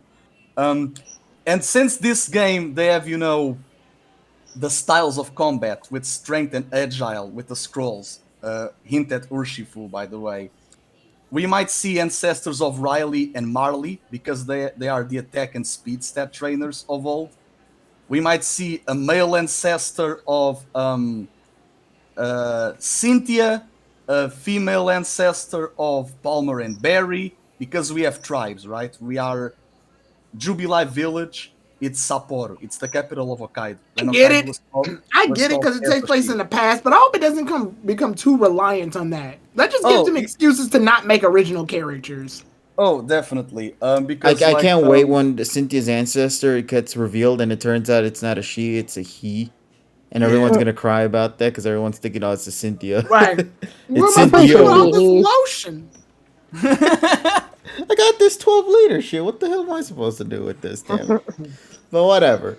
Let's see. Last thing we have to also talk about is how they're approaching the Pokemon capture mechanics here as well. You can actually craft shit in this game, which is actually pretty awesome to see that that's even a case. And most importantly, we can also get to see the opportunity of a new style of movesets titled Strong Style and Agile Style. That was interesting. Yeah, so most importantly, the last thing we need to also talk about as we get further into this discussion is how moves work, because it is possible for you to move 2 times in the same turn rather than swap it across with one another. And that blows my mind, I'm gonna be honest with you. That I think. So another thing as well. Arceus is gonna kill everybody. He's gonna change up the actual moveset. Like he's gonna be like, wait, I'll go next. Now let me fix that shit real quick. Let me be a guy. No, not that. I mean, we're fucking with the rules, so that's why Arceus is attacking us. We fuck with the rules. I mean, if anything, like that's why the game, like that's why the game can like we have trades, like we have a post office. It kind of breaks the immersion, but we have a post office for trades because evolutions and whatnot. But yeah, like this game could not be competitive because you want to one up your opponent and then he one ups you. Like the game would break by trying to do that. That's why we don't have abilities because of the combat system. However, that means that Arceus doesn't have multi-types. So, but we know for a fact that lore-wise the plates should already exist. So They should be attached to him, basically, in the yeah, past. yeah. Which is going to be That's pretty for- cool because, That's for the game to either tell us or disappoint us. dude, if they make us like have like similar situation with Necrozma back in Ultra Sun Ultra Moon, which is still one of the hardest fights I think we've ever had in any of the Pokemon games, like in the main storyline at least. If they do something like that, where it's like Legends Arceus, your final opponent is the mythical itself, but also, Yeah, because Arceus is not in the cover of his own game. yeah, and I was gonna say, imagine if he shows up and he has the ability to just swap different typings, where he can just change up whatever the occasion. Let's say you put a water Pokemon out in the field, he's gonna swap to fit into a grass typing to take care of that mon, and now you have to swap it out so you can bring in another mon, and then he's just gonna do that same shit again, where he's gonna start switching typings left and right. Movie 12 Arceus. Yes, basically. I need to see this approach, man. I think it would be really awesome. Like, Also, I do like, because Hisui means jade, and the Jewel of Light is a green orb. yes. So, Two last yeah. things, though, I want to bring up. Real quick, I'm very happy that we can beat the shit out of Pokemon in a way. Well, not really Yeah. at the same time. I'm still saying Jessie did it first in AG. She basically... yeah, with the She's the Survivor. She's the OG right there. Yeah, she's the OG. She was the one that crafted the game up, man. Yeah, it is sad. A Bidoof can theoretically kill us now. That's the sad part. You guys saw that picture? Which one? Let me see. The one where like the Dawn is knocked out in like the Yamcha Yeah, pose. Yamcha style, and there's a Bidoof there to the there's a side. beat. The level 80 Bidoof. Oh my god. The Yeah. level 80 Bidoof. I just want to see, because if our parent is actually Johanna like, because if so, it's safe to assume that anime wise the ancestors of Dawn and Johanna, they kick the shit out of Ursa Ring with their bare hands. So man. Yeah, you back in my old day, I had to beat them shit with my raw hands out here. Yeah, I was like, how about you? Yeah, you see, I put out my little rodent to fight the fights, not me.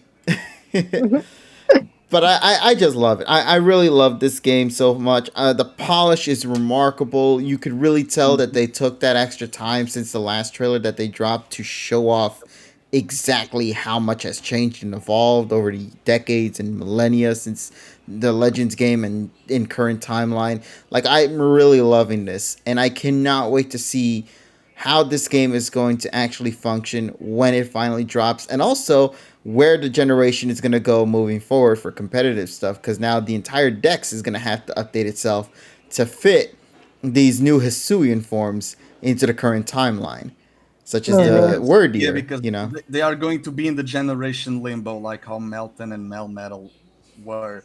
And if they bring those to Generation 9, they need to be very crafty to explain how these Pokemon, are still around.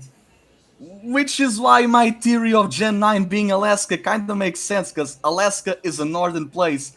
It was a Russian territory, like how Hokkaido was also Russian I just thought you were going to say that the Pokemon were just frozen solid in some kind of ice cube, and that's how they just That's what I thought he was going to say repopulate. too, actually.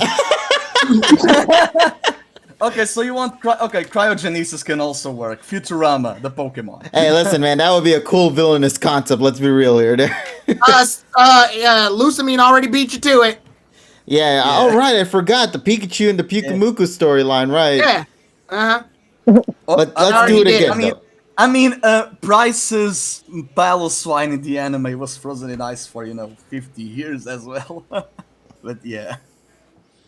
And I'm just saying, let's see where things go for this game moving forward, though. In the game, we see the Dialga and Palkia tribes, because geography wise, we are nearby Lake Verity, the Dialga people are nearby Lake Valor, and the Palkia people by Lake Acuity. So north, west, and east, like three nations, three lakes. The And then everything geography, changed. like the geography is kind of weird because it's not only Sinnoh like from an angle, like how Owen is in for their real life counterparts, Hmm. but you realize that there are land, like there are parts of land that they are not there, but they should for the cities in the future to actually exist. Then again, this is a region where Regigigas can split continents, and Etran with the Earth's core can, create land. Like, so Actually, if now you are thinking down, about that, yeah, like if you are concerned about the geography, just blame it on Regigigas and Etran. They can do something. They can do, a late 2022 DLC, like, Primal or Dynamax Regigigas or something, or Etran or something. They can do it. They aren't as dumb as you might think. I just want to point out, if we actually now have Sinnoh Pokemon, then in Galar, Dynamax Torterra, it's going to be like the Detective Pikachu one. oh yeah, that's So gonna be there's interesting that. though. hmm As for the anime, the easy route they can do is time travel to the past with Tokyo and Celebi. That's kind of obvious because the whole premise of this game, it's very Go-esque. They would not do Project Mew missions unless they go to the past to do it, which is kind of weird, but whatever. But I do want for them to do a movie because I Choose You will turn 5 next year. And in I Choose You, we got Verity and Sorrel, which are from Sinnoh. So doing the AU Ash re-meeting Verity and Sorrel to go to the Sinnoh Vault, and they can still promote Project Pochama with that because Verity has a Piplup. There's a slight chance of it. So that's all I can, hope for. Like, they need to be very crafty because they are dealing with the past of the Pokemon world. So Yes, it's gonna be when like I don't know yeah, where yeah, they're gonna take it. I time just time think they're. messing up with the timeline is very like this I think you PLA. guys are thinking too hard about it. Mhm. That's why I'm here for Tyrone, because this game, it's not a prequel to the remake. It's a prequel to the original. Like when you see the sky rift, you see the red, green, and blue particles of the actual Diamond and Pearl game when Ow. the Algan Palkia show up. So Yes. neat. But yeah, we'll see where things play out for the future though. Legends is a long while away, and we don't know where this adventure is going to take us moving forward.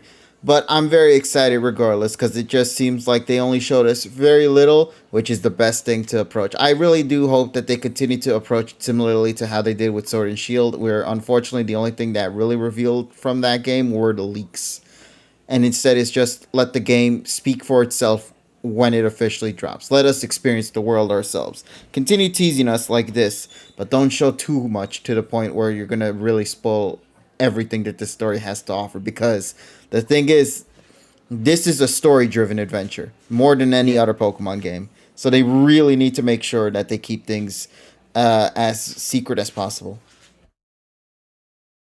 So yeah, that's gonna be my take on that. Overall, Legends is coming out in just a couple of months. Brilliant Diamond and Shining Pearl, Oh, even less than that. And Pokemon Cafe Mix is also right around the corner too. So look forward to all these great titles. there is one thing that I actually wanted for them to do in Legends Arceus. Which Um, is the approach of Rotom, because Rotom, they exist. They don't have appliances. Then again, the appliances are just a platinum thing. But Rotom, they exist, right? And even back in the day in Diamond and Pearl, the soundtrack of Rotom was the legendary soundtrack. So I want for them to do something with Rotom in the game, like in maybe a totem battle where the old chateau is going to be in the Eternal Forest or something. Like, do something with Rotom. Like, explain why people considered the species a legendary, but not anymore. Because Rotom is right before the Lake Trio in the decks. Like, it's mm-hmm. between Frostlass and Yuxi. So We'll see what And happens for that then. yeah, If they even include it to begin with, which I would assume they would. But yeah, you bringing up the chateau, though, I don't even think that thing will exist in this game. I think yeah, it's going to be yeah, something yeah, completely different. I think they'll yeah. probably just like they'll probably just wind up making a physical electric Pokemon that years later it dies, but its spirit moves on in electric appliances. And the Rotom was born. Mhm. So it's gonna start doing the Regigigas effect, where it's like we have these alternate forms, and then there's the big bro at the end, the Gigas itself. Instead, like Rotom's just gonna have, instead of an alternate form, it's just gonna be the original Rotom form, Yeah. which I think would be pretty cool. But yeah, like we stated before, time will tell, and we don't have to wait too long for that. In the map, we see red Gyarados in the horizon because they did that plug with the original Sinnoh games. Like it was the TV of the Johto event, but yeah, we see a red Gyarados in the horizon, or at least it looks like it. So there's that. Yes. The All ga- right. the So game's let me going to be get this thing set up now because I realized we gotta go and talk about episodes. Why don't we? No. We are late. No, we're not. Well, to be fair, we had Spider-Man to blame for this one, so. Give Jinx an He's a evolution. he's a please. mess. I want for Jinx to get an evolution and Sudowoodo. though. Indeed. Because, yeah. But Mr. I don't think we will, though. Although it would be pretty awesome. I'm just saying, though, that Team Darnsparce evolution theory is Yo, something I would like to Dunsparce, see. Let's go. Dunsparce. Maybe we'll finally get an explanation why we never see that thing evolve in current timelines. Maybe that thing is actually a mythical evolution for all we know, and it's just too We didn't talk about Weird Ear. Okay, whatever. No, I did talk about Weird No, Ear. we talked about Weird Deer and how Oh, good was that one. Stanley with the Santa Claus. stash. Exactly, with Yeah. the giant ass beard and all, Beard, and it looks yeah. incredible, and we can ride Weird Deer the White. I'm gonna call him Gandalf. it. You shall not pass, damn it. You shall not. You shall not pass. Again, this whole game is very Princess Mononoke. From the aesthetic, from the theme of humans are expanding and nature is fighting back to preserve itself. And It's you know very what? That's not a bad thing at all. Yeah, like it's Ghibli, the Pokemon movie, the game. Sorry, Indeed. it's Ghibli, the Pokemon game. All right, then, ladies and gents, welcome one and all. We're going to finally get into this for tonight. This is something I think a lot of us have been expecting to talk about now because, I mean, it's Journeys. It's time, ladies and gents. The episode that everybody was clamoring for. The episode that has been built up for a couple of months and weeks, I think, to an extent, and even had cute little pictures and posters art to promote the official thing and whatnot. We just got a lot of shit to talk about with this episode, man. So this is going to be a very, very hefty one.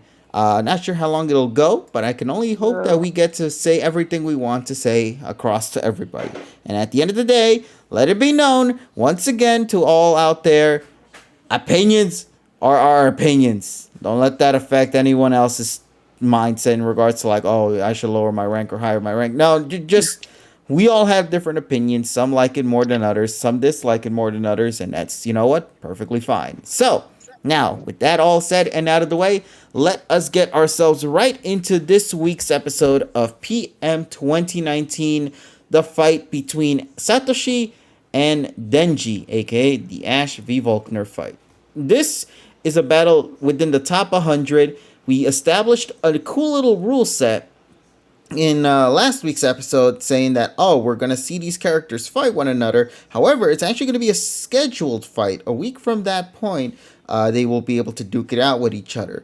And how does this episode approach it? They just go straight into the episode fight. No time dilly-dallying. Do a nice little reference at the beginning, acknowledging each other's past and present, and goes right into the 3v3 fight.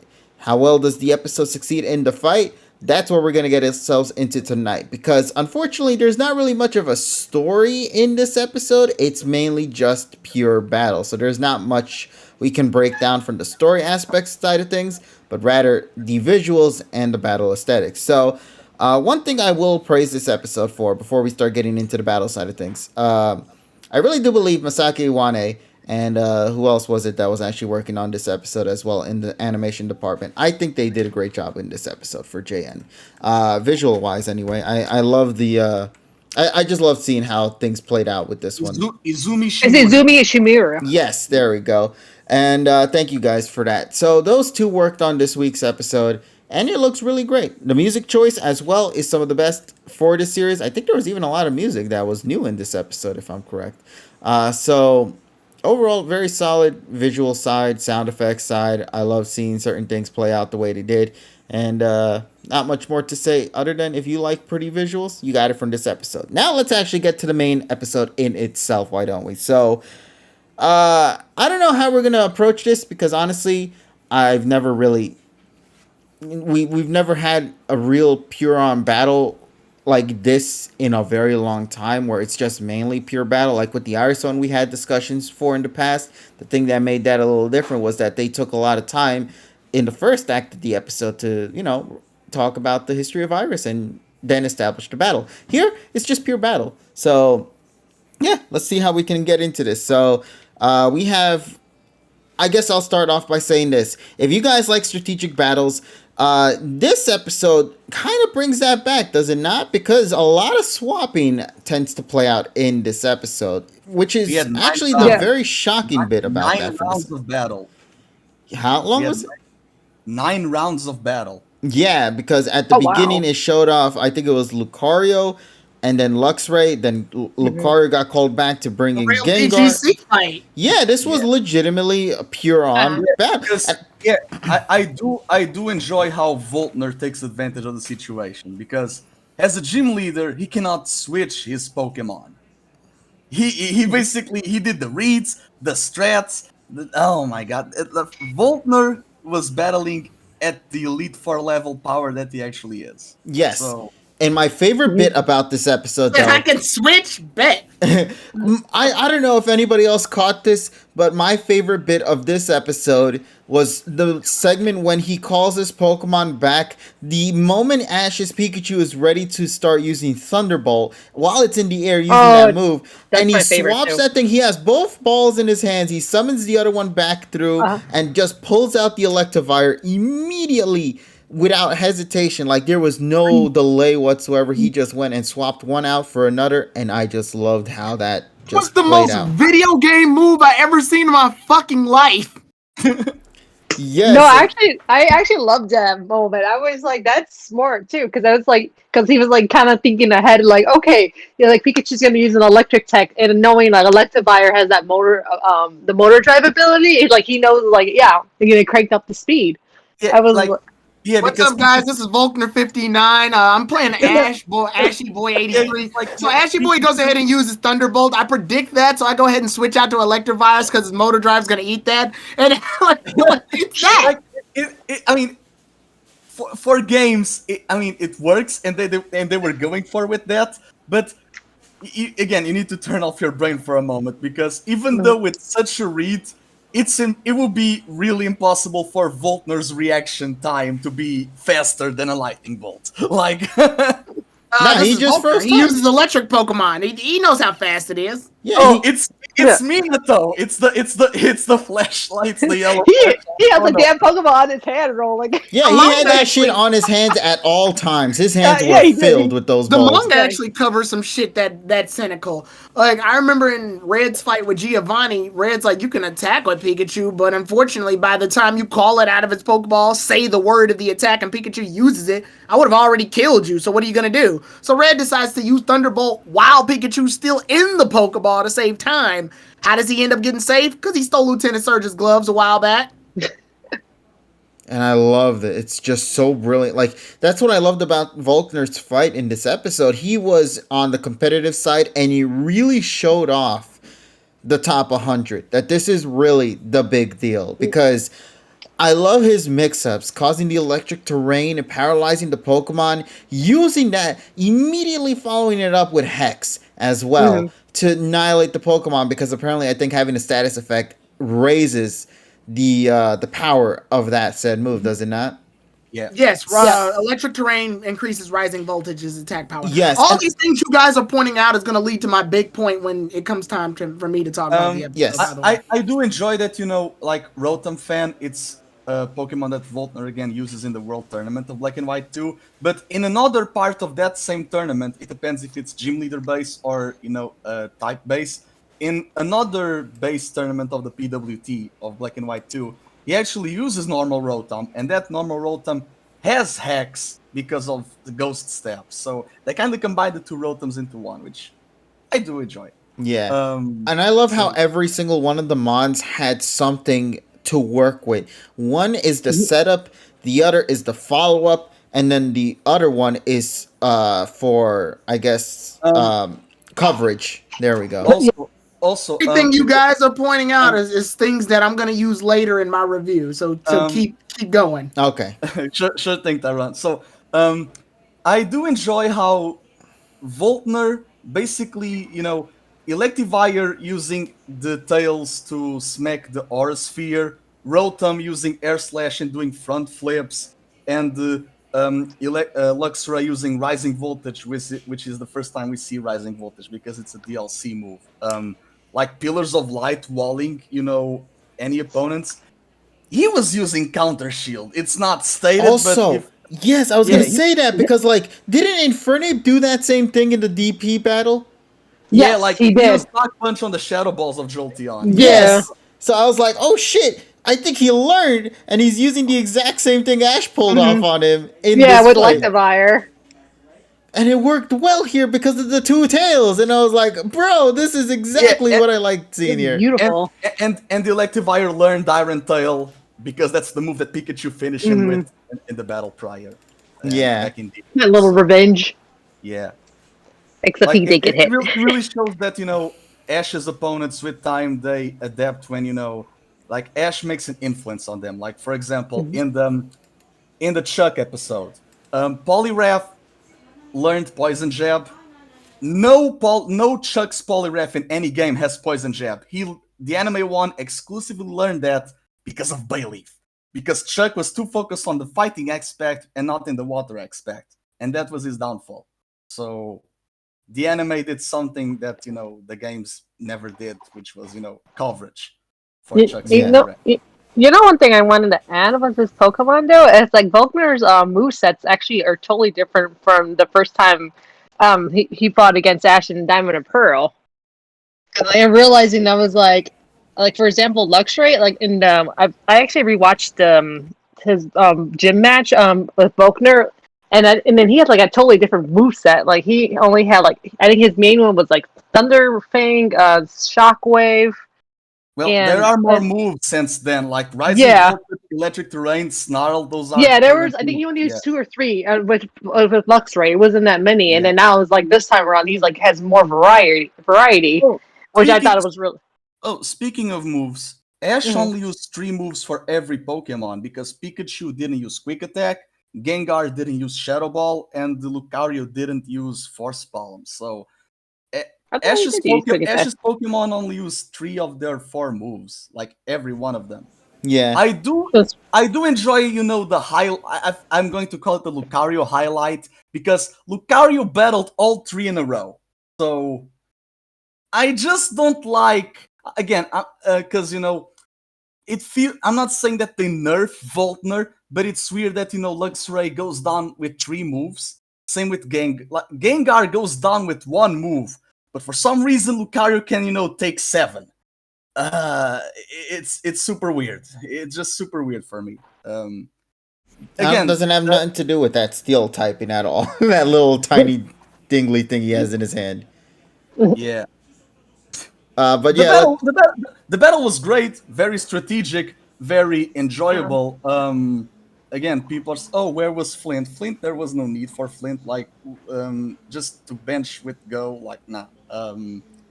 I was bad. I'm bummed. I was bummed that he wasn't there because it would have made sense. Like he probably it would have made sense, but we have one episode. We had to work with that. Yeah, Flint could have been there, but honestly, he wasn't needed. So maybe they are saving him for an actual proper time for him to shine.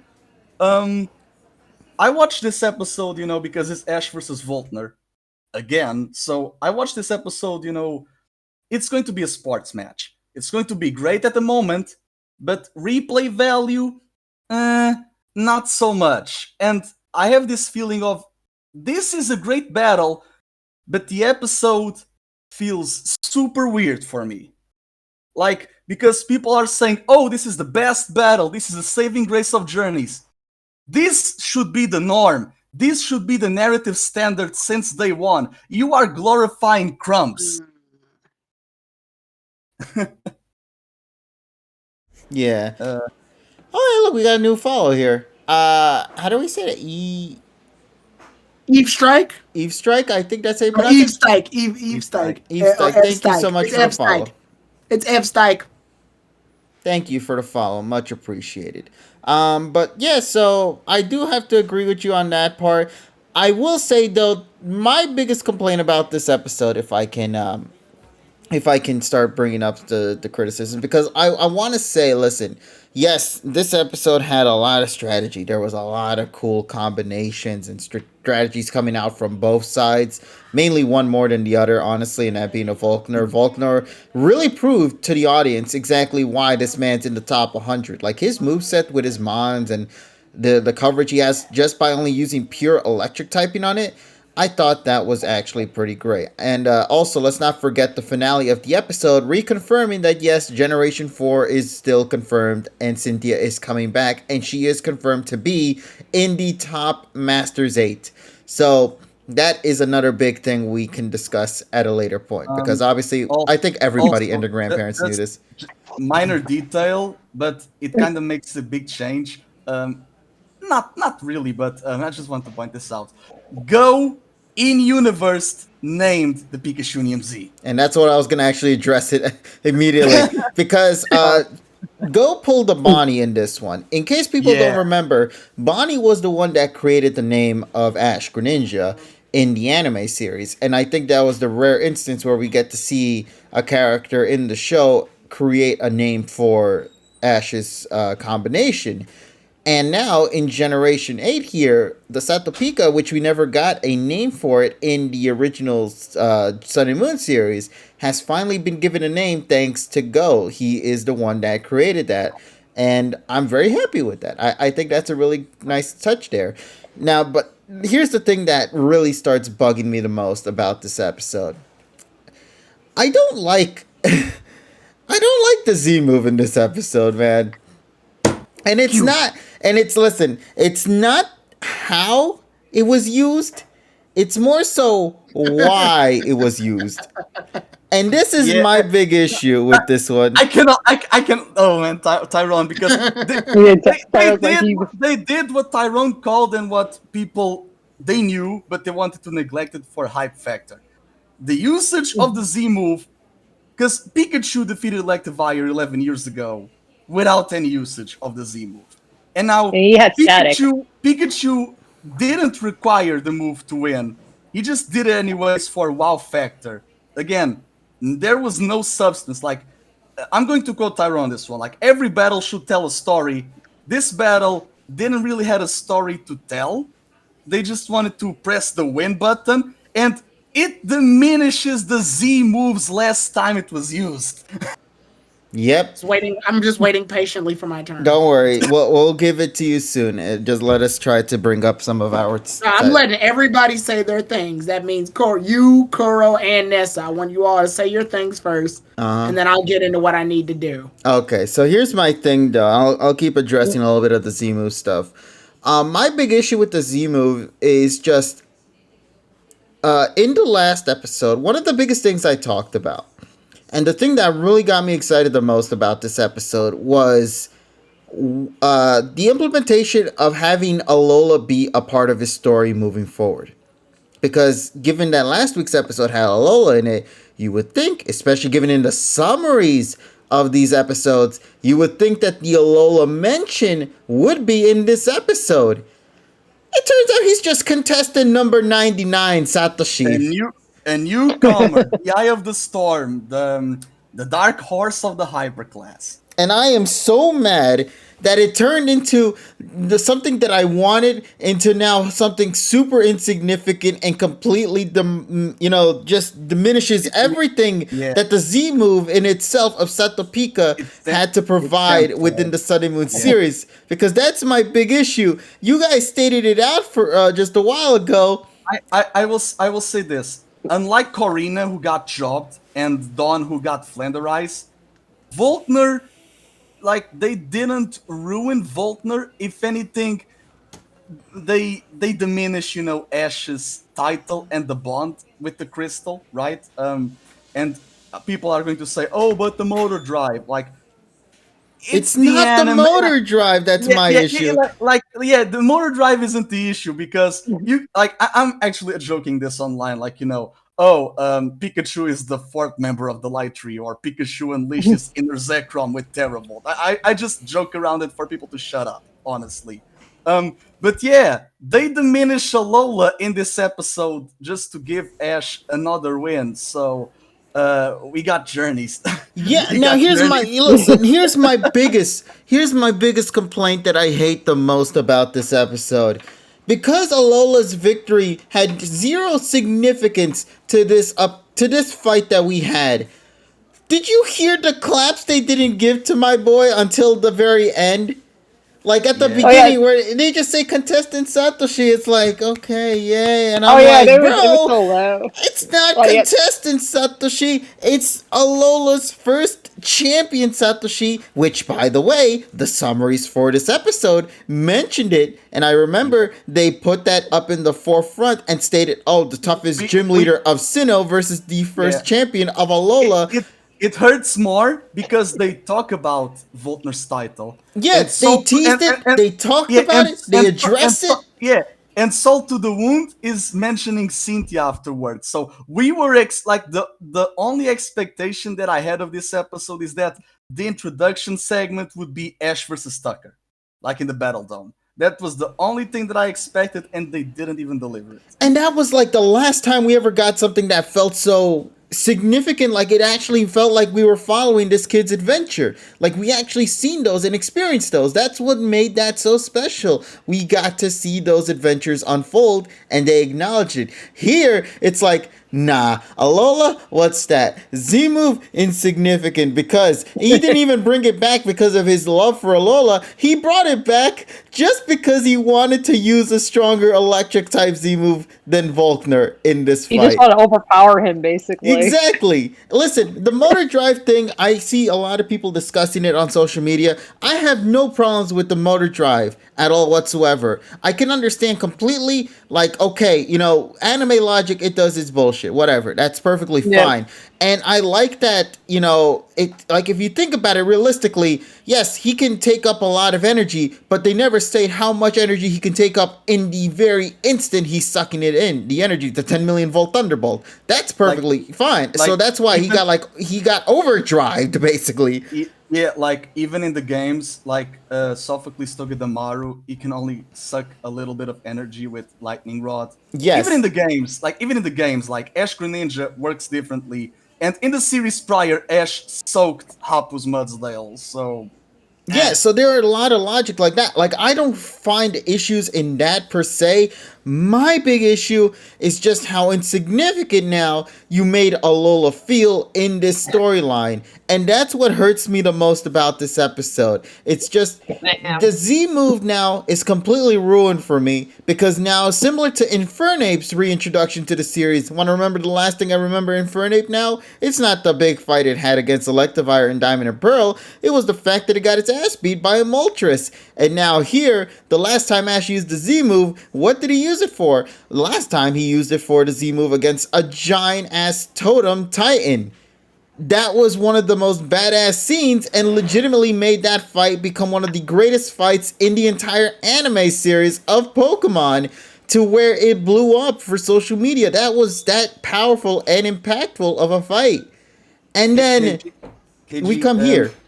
What you're saying, like, this is why, as much as I would love to see Hoenn, I don't want to see AG rep in this show, because, like, focus on Galar, please, because I don't want for my show to be tainted by the Journey's writing, because the way you are describing you're describing this sentiment of yours, I do believe that's what Tyrone said, basically word by word, when Corina returned 1 year ago. Or when he's hearing all this stuff about, Serena or Clement and Bonnie coming back. Like, he doesn't want to see that come back. Why? Because he's already seen past experiences with other characters brought Yeah. into the show Yeah, being it's not like Journey's either nerfs, jobs, or Flanderizes characters. And In this case- unfortunately, this episode, I feel, hits all three at the same time.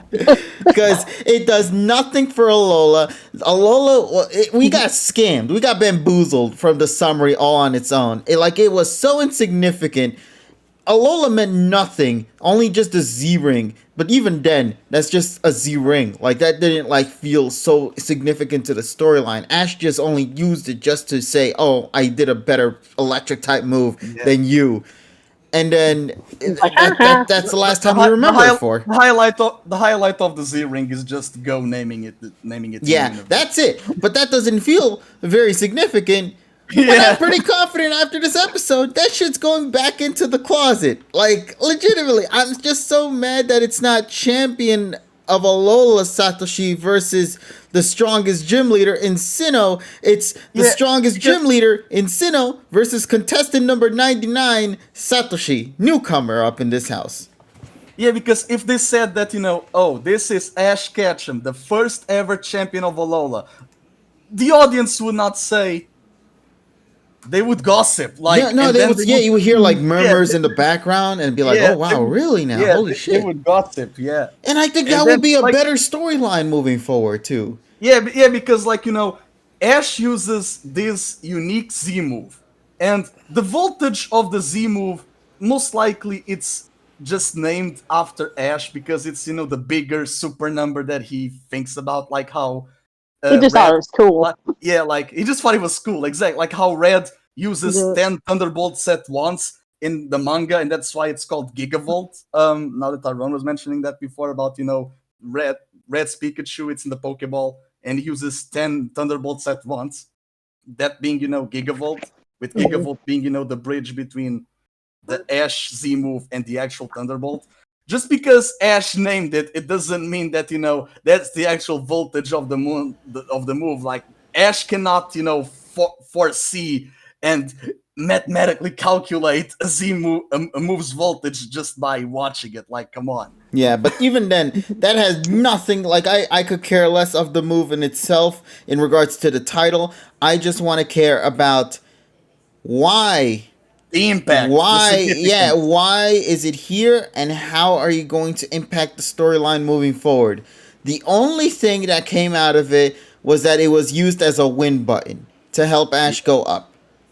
And that, to me, is the worst thing you can do for something that was so special and was the last major time it was used in the previous series. And all you did was bring it back just so I can hit the I win button.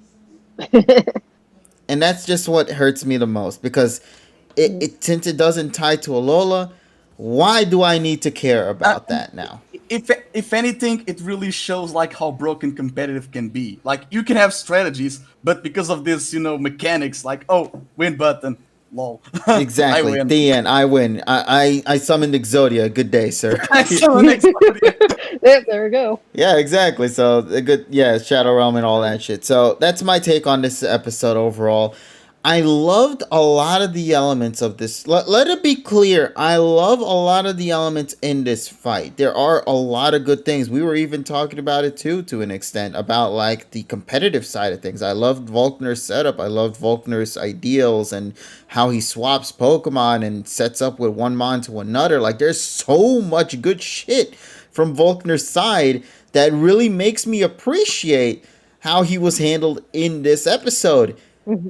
Unfortunately, the fighter that he's up against is OP as hell in this episode, and a lot of the stuff that he brings up to the table feels so insignificant. It's not just that, because when Ash battled Kukui also had the Tapunium Z at his disposal. So yeah, it was significant, but Kukui as well, Mm-hmm. It was evened out. Yeah, it wasn't a one-sided fight. No, it was both of them. Yeah, Ash using this move felt very one-sided, but we knew for a fact that he couldn't lose, because if he did, he would go back to Great, and it would discredit Iris's freebie. But if he tied, the battle would just be there, and the battle, despite of being a Sakuga fest, it's just kind of Yeah, yeah. The only option was winning at this point, but that's not the big deal. It's not about Yeah. the way you win. It's more so how you win. And Yeah. I guess they're both the same way, just differently worded. But the point is, you have to make the how feel impactful to then make the storyline work beautifully. Yeah. Unfortunately, Again, I battle- didn't feel that with the Yeah. with the Z ring. I'm gonna say Yeah, that. again, battles like this, they should be the narrative norm. They should be the standard since day one. You are glorifying this. It feels like you forgot all past shows. If anything, like this, the episode did what it set out to do: show how hyperclass battles are going to be portrayed and handled in terms of music, animation, choreography. They delivered that in spades. But honestly, for the next, that's the thing about the World Championship. It's either Ash getting this bullshit wins or Leon trampling over everyone, which is why I don't want for Leon to battle Cynthia, as much cool as that would look. I don't want that because poor Cynthia, right? It'll diminish And- her character. Yeah. Yeah. So, and for Ash's next battle, he should lose and rank to the 80s. That's it. Like I don't have anything much else to say. I already was in Okay. 2 What about a podcasts this score week. then? You just give us a score. Oh, 6. Decent at best. It's a 6 okay. out of What about you, Nessa? What would you give for a score? For me, it's 8 out of 10. For you, is an I- 8 out of I- 10. Yeah, there was like one thing there was like one thing I don't think you guys brought it up yet from the same battle, but one thing that threw me off in the pacing of the battle, on the part when for some reason Ash, when I think Electrify hits Pikachu, and then all of a sudden when Pikachu got hurt, Ash felt that hurt. glitched. Yeah, I didn't get that. That was the Okay, part that threw so me off. allow me to address this because I don't think the community even knows what the hell is happening. There is a split division, either if it's a joke or legit. You guys can decide this for yourself. Yeah. Either A, it was trying to showcase that the character himself, Satoshi, like when you see something that is disgusting and he just flops to the floor and you always go like, oh god, that's disgusting, and you like put your arms in your face just to like try to cover what you just saw. Like that's supposed to be what they're trying to portray in that scene. That's one side. The other side is saying we're doing another Ash Greninja shit. And we're doing Satoshi Pika, boys. It's coming. Moto Moto Suyoku, all that bullshit, Yeah, someone mentioned in the comments because I mentioned it. Battle I actually reviewed this episode, and I was like, I had a fun time with it, but that part threw me off. And I someone saw mentioned- that shit. My eyes just Then opened again- up. I'm then again, like, well, the hell? Seiya and Meganium in episode 20. They did, they did the split screen, and the timing is also there. Yeah, but the big difference on that moment was that you didn't see him like retract back when he saw that. Like you yeah. just saw him just have his half eyes closed, and then he called back to tell a Pokemon to do something. In this scenario, it's like Ash just kind of goes back but doesn't say anything to follow up on that bit. Like I would have preferred if he did like hunch back a bit, he actually responds like, "Oof, that's gotta hurt" or something like that. You know what I mean?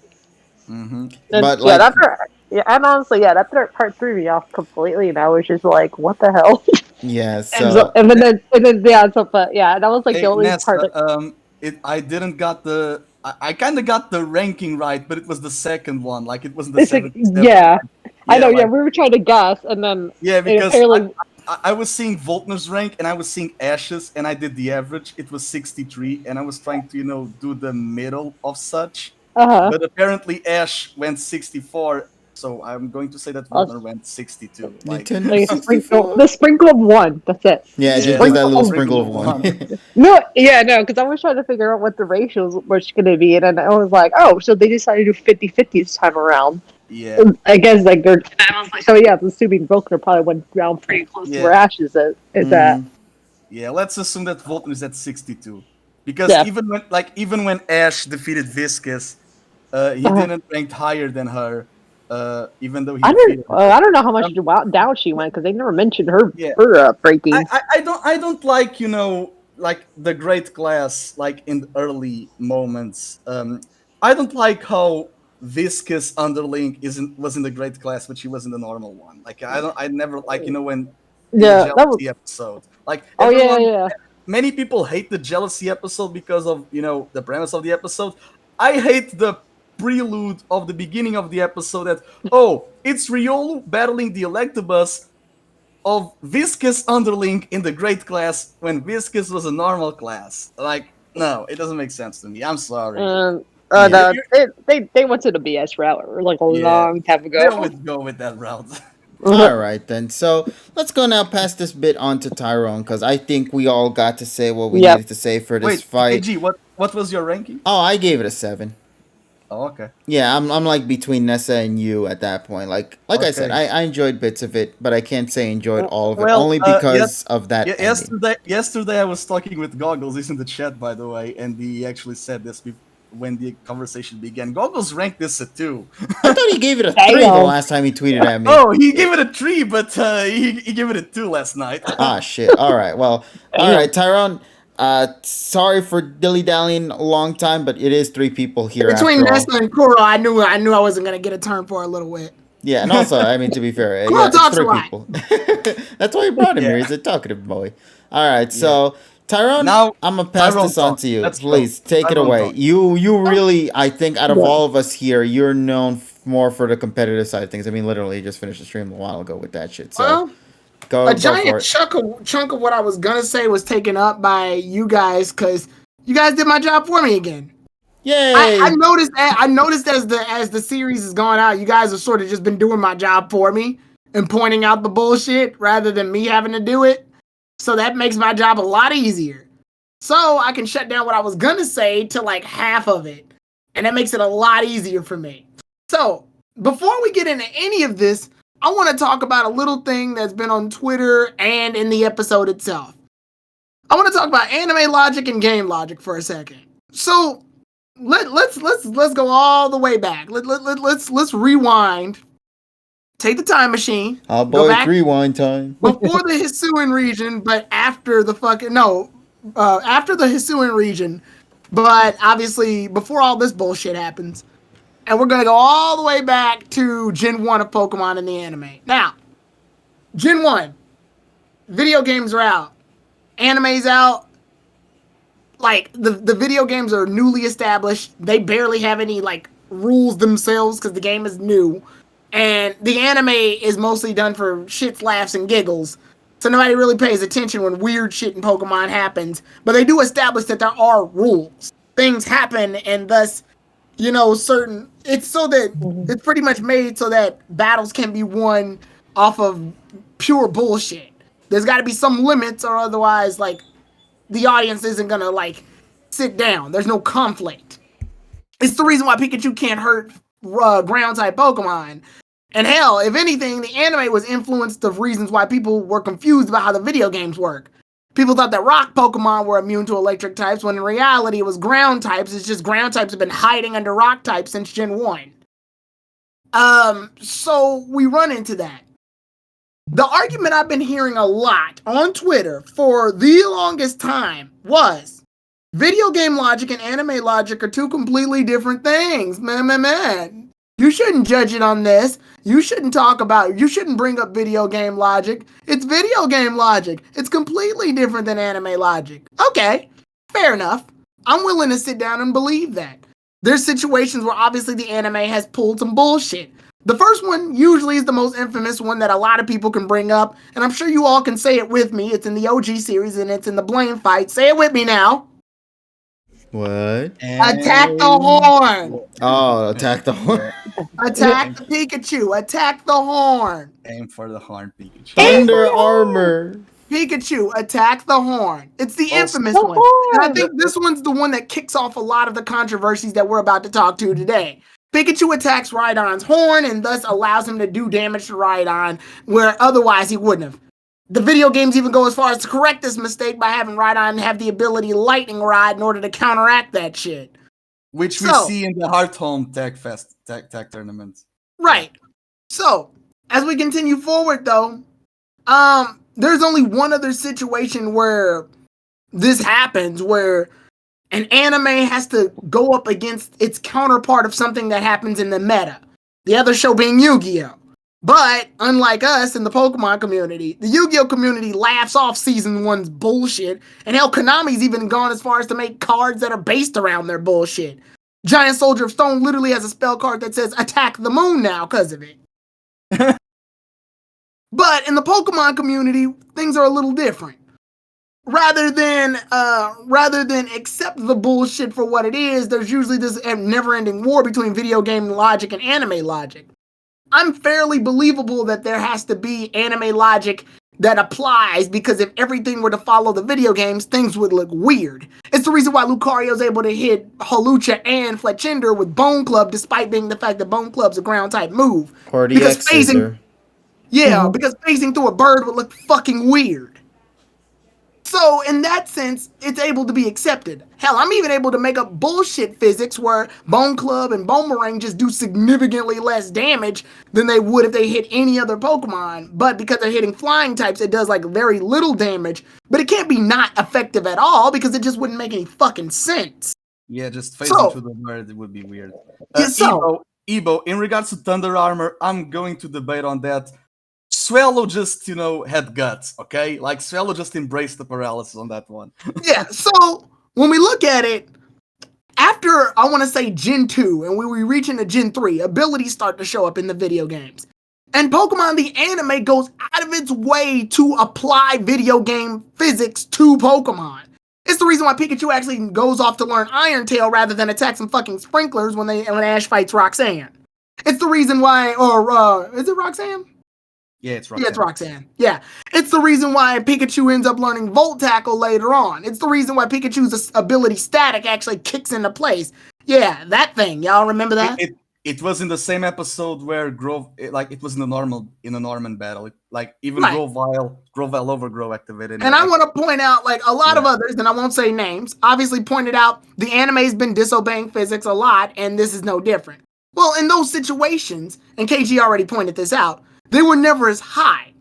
In this particular situation that we have right now, we have Pikachu using the 1 million Thunderbolt against Electivire.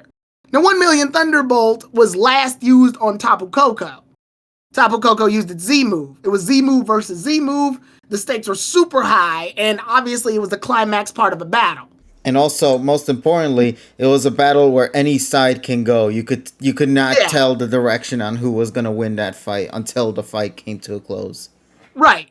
So even in the idea of this, I can fully believe that 1 million Thunderbolt has the ability, in theory, to be so much that Electivire can't handle. It's like filling up a water balloon with too much water. Makes perfect sense. I know in the video game, that doesn't work. If it happened in the video game, Ash would just be looking stupid at the end of this because the attack just wouldn't work. And then he would have got body rocked. But that didn't happen. Because obviously, that would make for a very boring and anticlimactic fight. The anime obviously had to take some liberties. That's not the issue here. The issue here is the fact that it's given such an awkward premise. It's like watching your favorite gymnastic do a triple backflip and then seeing them do it again, only this time there's like two guys holding her up in the air and then they land her and they go, well, yeah, she did it, but it's weird now. And that's exactly what the core issue of this problem is. Now, when we go into that issue, how do I feel about this episode? Well, because of that, I believe this episode fucking sucks as a battle. The reason is because Volkner was beating the shit out of Ash the entire fight. The whole fight. The whole fucking fight. And a lot of people keep saying, well, it's because anime logic. Okay, fair enough. And then they also even go as far as to defend Ash. Oh, Ash doesn't have to obey it. He's the protagonist. Plot armor. All that bullshit. Fair enough. But Ash has followed video game logic himself. A lot of people usually bring up situations like when Ash used Hawlucha in order to use the X scissors against the Trick Room in order to break Trick Room. The difference there is that he was already applying anime logic to an otherwise anime situation. He had Hawlucha spin with the X scissors. Since no one can spin with the X's in the video game, it's very believable that using an anime tactic on a video game move would result in some anime bullshit. Makes perfect sense. I'm even willing to, like I said, believe that 10 million Thunderbolt can overpower Electivire. However, I feel like these rules should also apply to the opponent. Why didn't Volkner have Electivire put his tails in the ground to discharge the electricity? Pikachu did it. He did it against Lieutenant Surge in Electric Shock Showdown. So why couldn't Volkner do it here? You mean to tell me Ash is the only one that can use anime bullshit? But I've seen villains, antagonists, and people that Ash fought against use anime logic as well. Paul uses Ash's counter shield in the fight. So can't they do anime logic here? I'm just saying, isn't it possible? Paul even did it with his Electivire. And it trips me up because they're like, well, Volkner didn't think about that. Yeah, he didn't. But he did think to do a safe switch into Electivire in order to use Motor Drive. He did think to use Electric Terrain to increase rising voltage. He did think to paralyze and use Hex with Rotom and the Thunder Wave. And then I'll hear a lot of people also say, well, again, it's Ash. Ash can do that. Ash never follows video game logic. Well, wrong again. If that was the case, how come in a similar fight that Ash had with Clement, he had Goodra use Rain Dance? Why did he use Rain Dance? Well, let's analyze that situation. Koro, answer this question.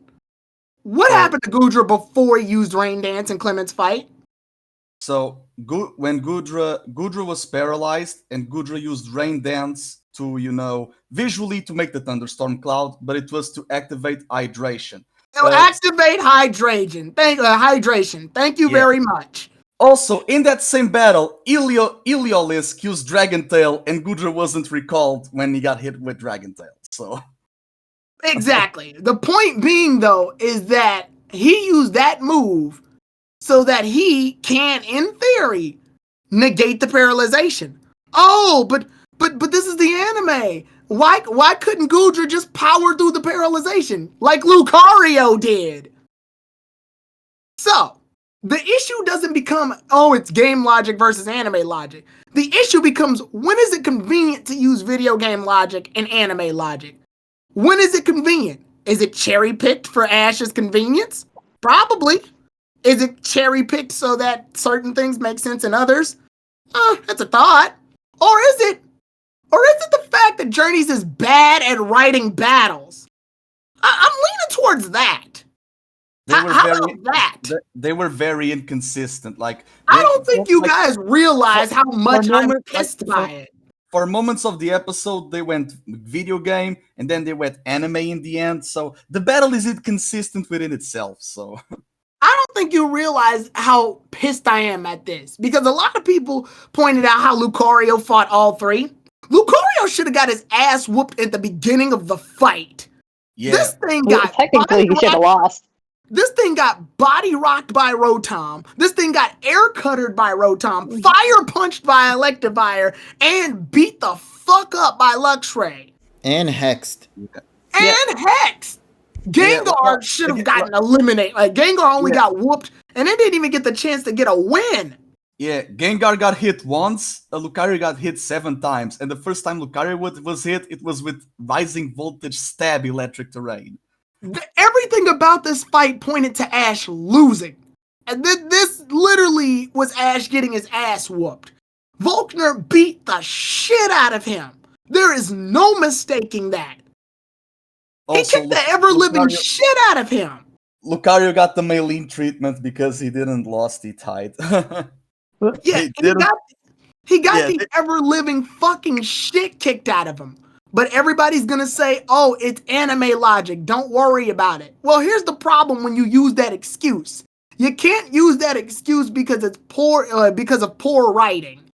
Here, I'm very well versed in anime logic. I know that anime logic in Pokemon can exist. I'm fully aware of it. I've seen it used several times. I've seen all instances in which anime logic is fully immersed, and I'm even willing to accept it. Like I said, I'm willing to accept that Pikachu's Z move beat out Electivire, but that's not the issue here. The issue is the inconsistency with how far they're willing to take anime to video game logic. Hell, the video games have actually tried to make exceptions for the anime in some situations where certain things happen. Like, for example, Ghost Pokemon can actually beat Psychic types now because the anime influenced that. In the video games, that was not the case until, like, Gen 2.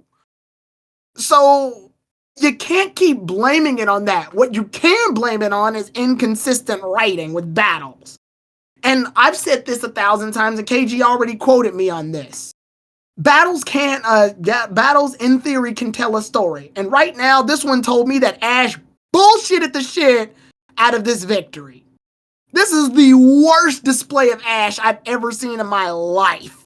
The fact that he was able to win just feels like the anime went all in and said, fuck it, we need him to win no matter what. We're going to throw every amount of logic out the way that we possibly can. Because like I said, if he can win this using anime logic, then Volkner should have been able to literally stick his tails in the ground for Electivire, absorb all of the Z move, Fire Punch Pikachu and end the fight. Period. But they can't do that. You wanna know why? Because then Ash would have lost. But the fight is choreographed in a way where Ash would lose. Everything about it is him losing. And you can't even make the excuse, well, it's to build tension or to build conflict. Well, the problem is the story hasn't set it up. The story set up this awkwardness. The fact that we had a whole, how many days has it been since the episode? Like 3, 4? 3 4. days. It's been about 3 or 4 days. The fact that we had a 3-day controversy about how the Z move and the ability works means that this is all awkward. It's uncomfortable. Which means that it already has a bad taste in and of itself, which kind of proves what I said before. It left a bad taste in KG's mouth, because this is the last time we get to see the Z move used as far as we're concerned. And it's used how? For a weird fight? For a fight that people are sitting back and forth going, well, it's fine because anime logic beats out video game logic. Or some people going, video game logic is what makes the anime at this point. Like, no matter how many ways you write it, whether you want to stick with anime logic or video game logic, which Volkner follows pretty much to a T here, and Ash follows all the anime logic. The problem here is that Ash is a character who's used game logic before. So you can't even say, oh, he's the exception to the rule. The problem is that they're just not consistent. And now we run into these awkward fights. And that's my issue with it. And that's why I'm giving it a 3 out of 10. Damn, I thought you were going to tie Wagago, but he lowered it even worse than you, so. Me too. Yeah, but legit still 3 out of 10 is still Right. 3. But Yeah. unfortunately, this is the one episode where they decide to do a full 3-on-3 battle. And unfortunately, Volkner's the highlight, but everything he does gets completely mitigated because Ash, as you quoted, pushed the I win button, which completely devalues this fight. It devalues Volkner, it devalues the Z move that Ash got from Sun and Moon, it devalues that entire fucking battle premise, it devalues literally everything about it. This whole fight was blasphemy as far as I'm concerned. Lucario getting his ass whooped at this point was me going, okay, the fight's pretty much over. Volkner won. Gengar's already dead, and Lucario's gone, and Volkner still has 3 Mons left. The only way he can win at this point is, bullshit. Here it comes. Here I come, my own Here it comes. It is bullshit, man. It just sucks because it's like the reason why I have it at such a high average score is because of Volkner. Like, he legitimately was great in this episode. But the issue comes that you see that side of the story, and then suddenly you look over to the right and you see, oh, Mr. OP man over here, just out of nowhere. Just gonna wreck the competition. This is Ash we're talking about. Ash is no stranger to combos himself. He's done them before. Like I said, when he had Goodra use Rain Dance so hydration can kick in and stop the paralyzation. He is no stranger to combos himself. Video game ones. So you can't even make the argument Ash has never been like that. No, he has. He's done plenty of video game combos. My problem here is that they completely mitigate a good strategy a good plan, a good fight, so that Ash can use this bullshitty ass Z move, which in the region that it was actually used in was used properly. We're not even going to pay attention to the fact that Tapu Koko's Z move doesn't actually kill. It only brings you to about a quarter of your health. But in the context of the fight, it made sense. I could fully believe either result. I could believe that Pikachu can get knocked out by it, but they gave it their all, so it was a good fight. But I can also believe that Pikachu and the love that Ash and Pikachu had for Alola can beat out Tapu Koko. I can believe either side. Here, I can't believe this shit.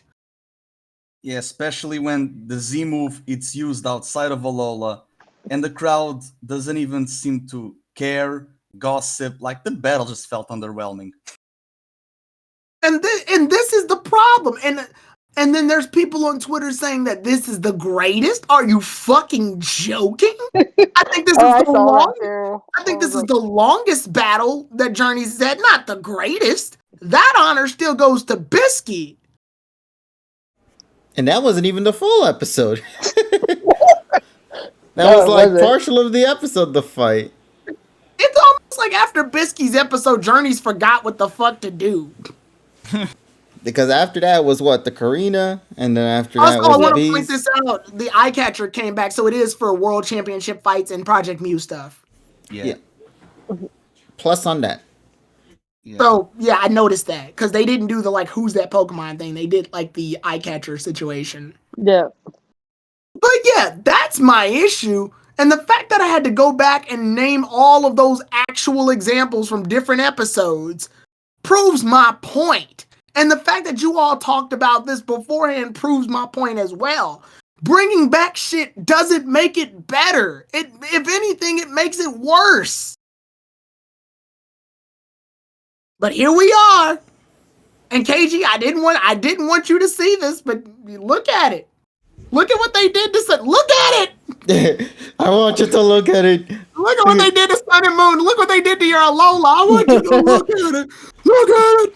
I don't know what I'm supposed to look at, Tyrone, because they didn't even bring up Alola at all in this episode. They just only acknowledged the item. Lola's fan. The Z-Ring was an accessory, not a story. And this... Somebody edit me holding KG up to the look at it. Yeah, there was no story. There was no tension. There was no stakes. Ash just needs to lose to a Galar character. Like, oh, you're neglecting Galar.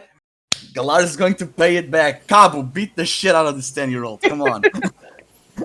You know, it just makes me sad when I think about it. We're never gonna see who's in the actual top 100, right? No. No. Like legitimately, there's not gonna be like a list of characters. We'll know who's actually in the top 100. My guess, from that silhouette that we were showing back in the Iris episode, I bet he's just gonna fight those 5 characters and then he'll be in the Masters. Just watch. Yeah, I'm not sure what's gonna happen moving forward. Honestly, at this point, the story can go anywhere now, and yeah, it just feels sad because it's like people will keep asking to bring Clement, Bonnie, and Serena back. Are you fucking joking me? No, don't touch them. And then even with AG as well, AG fans, give me my points. What points? I didn't add anything, but let me check. I'm pretty sure you guys are gonna be safe. Did Tyrone not like this week's episode? Yes, Tyrone did not like. Actually, how does this go? Actually, thinking about it, did Tyrone not like this week's episode? Theoretically, yes, right? You did not like this week's episode. I didn't like this episode mostly because this battle was awkward as shit. No, it's hard for me to sit there and accept it because this battle was Ash losing and then suddenly winning because fuck it. No, it felt lazy. I'm asking this because in the poll, it says here, did Tyrone not like this week's episode? Yes and no. What's the correct answer for this one? Maybe. Wait, did Tyrone not like the episode? Yeah.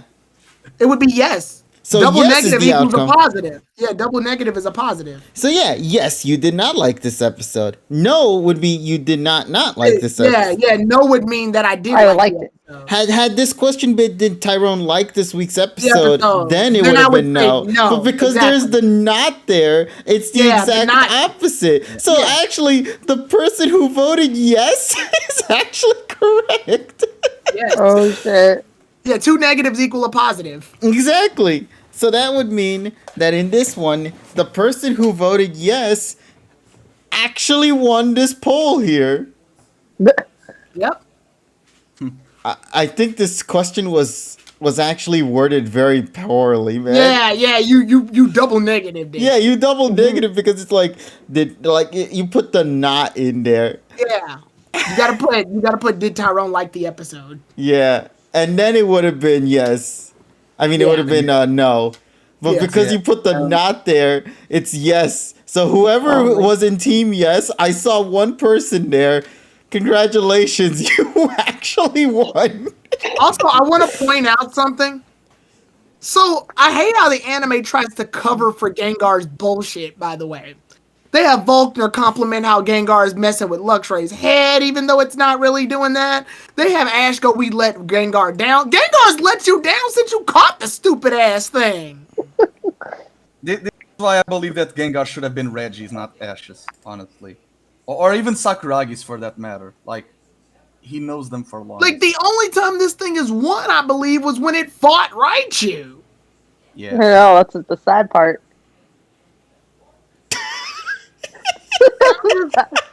90,946 points go to Legend of the Fallen and a good guy 784. Holy shit. Damn, they legitimately won that. Wow.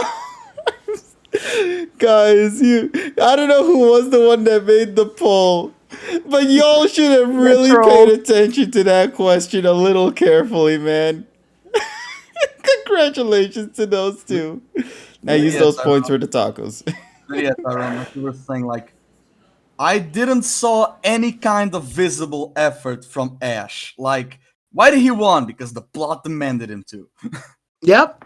It was convoluted and convenient at the same time. Like, do I like the battle? From Volkner's point of view, yeah, I don't like the ending.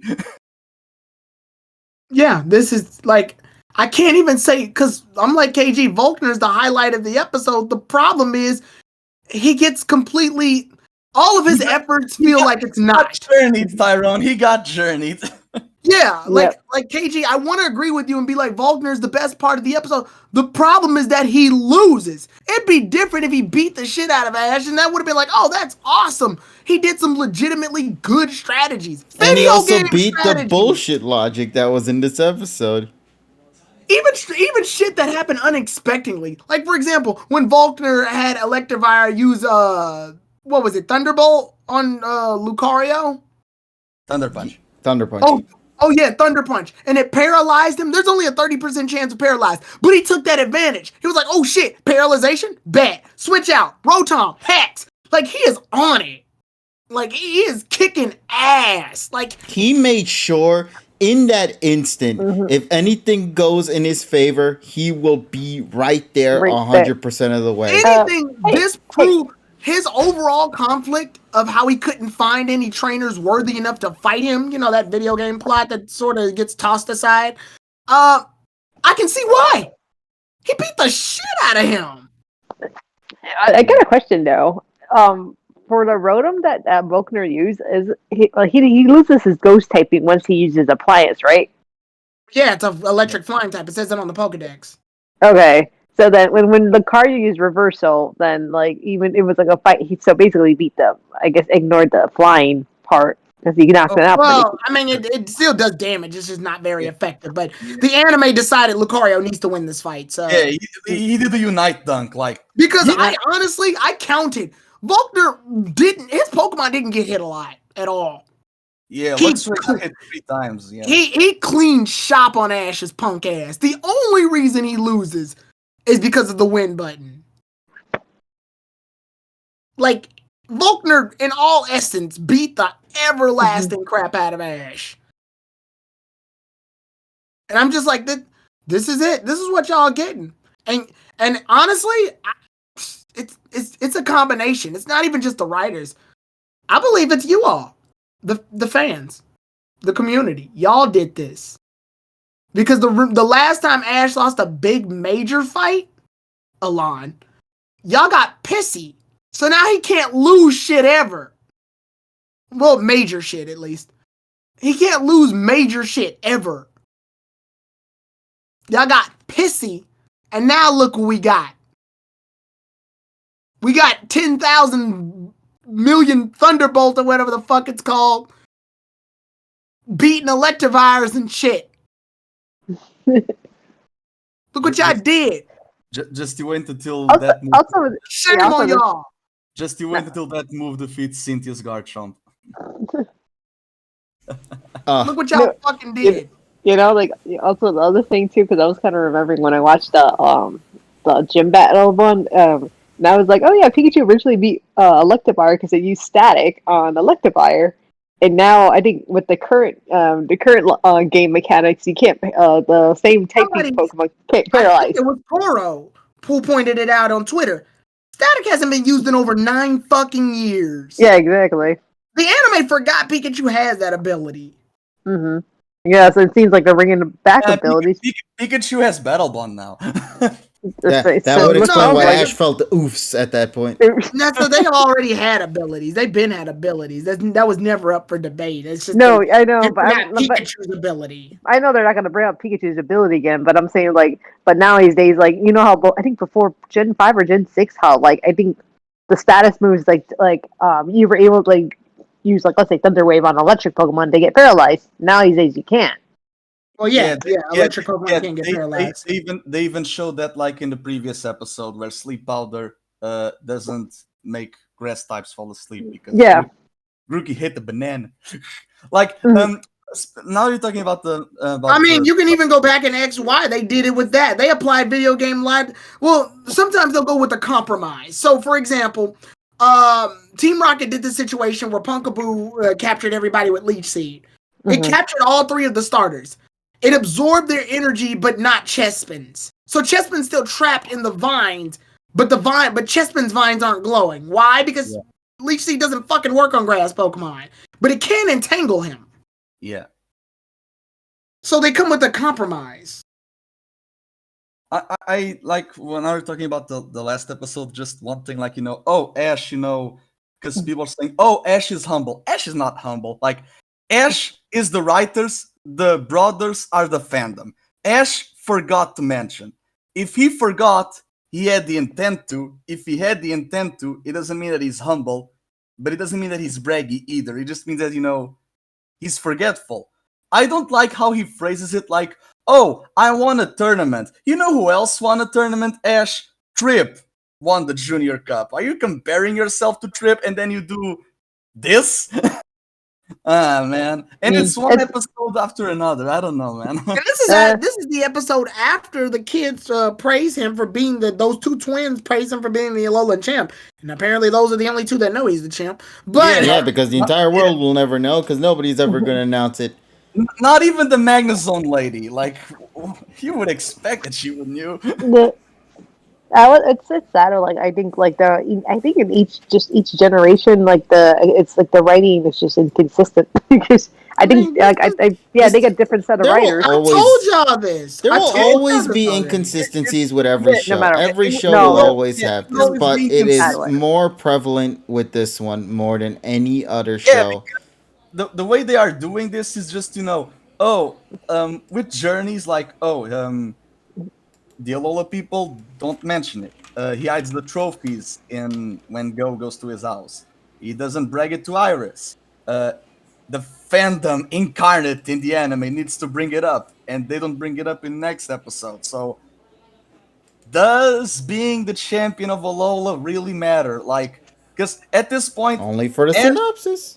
only in the synopsis, only in the magazines, only in the posters. Like, Ash is just, getting, half-assed wins and achievements. Like, again, this is why I continue to say his biggest achievement yet was, conquering the battle frontier. Yeah, the only place Ash is a champion is a champion of off-screen land. Couldn't have said it better myself, buddy.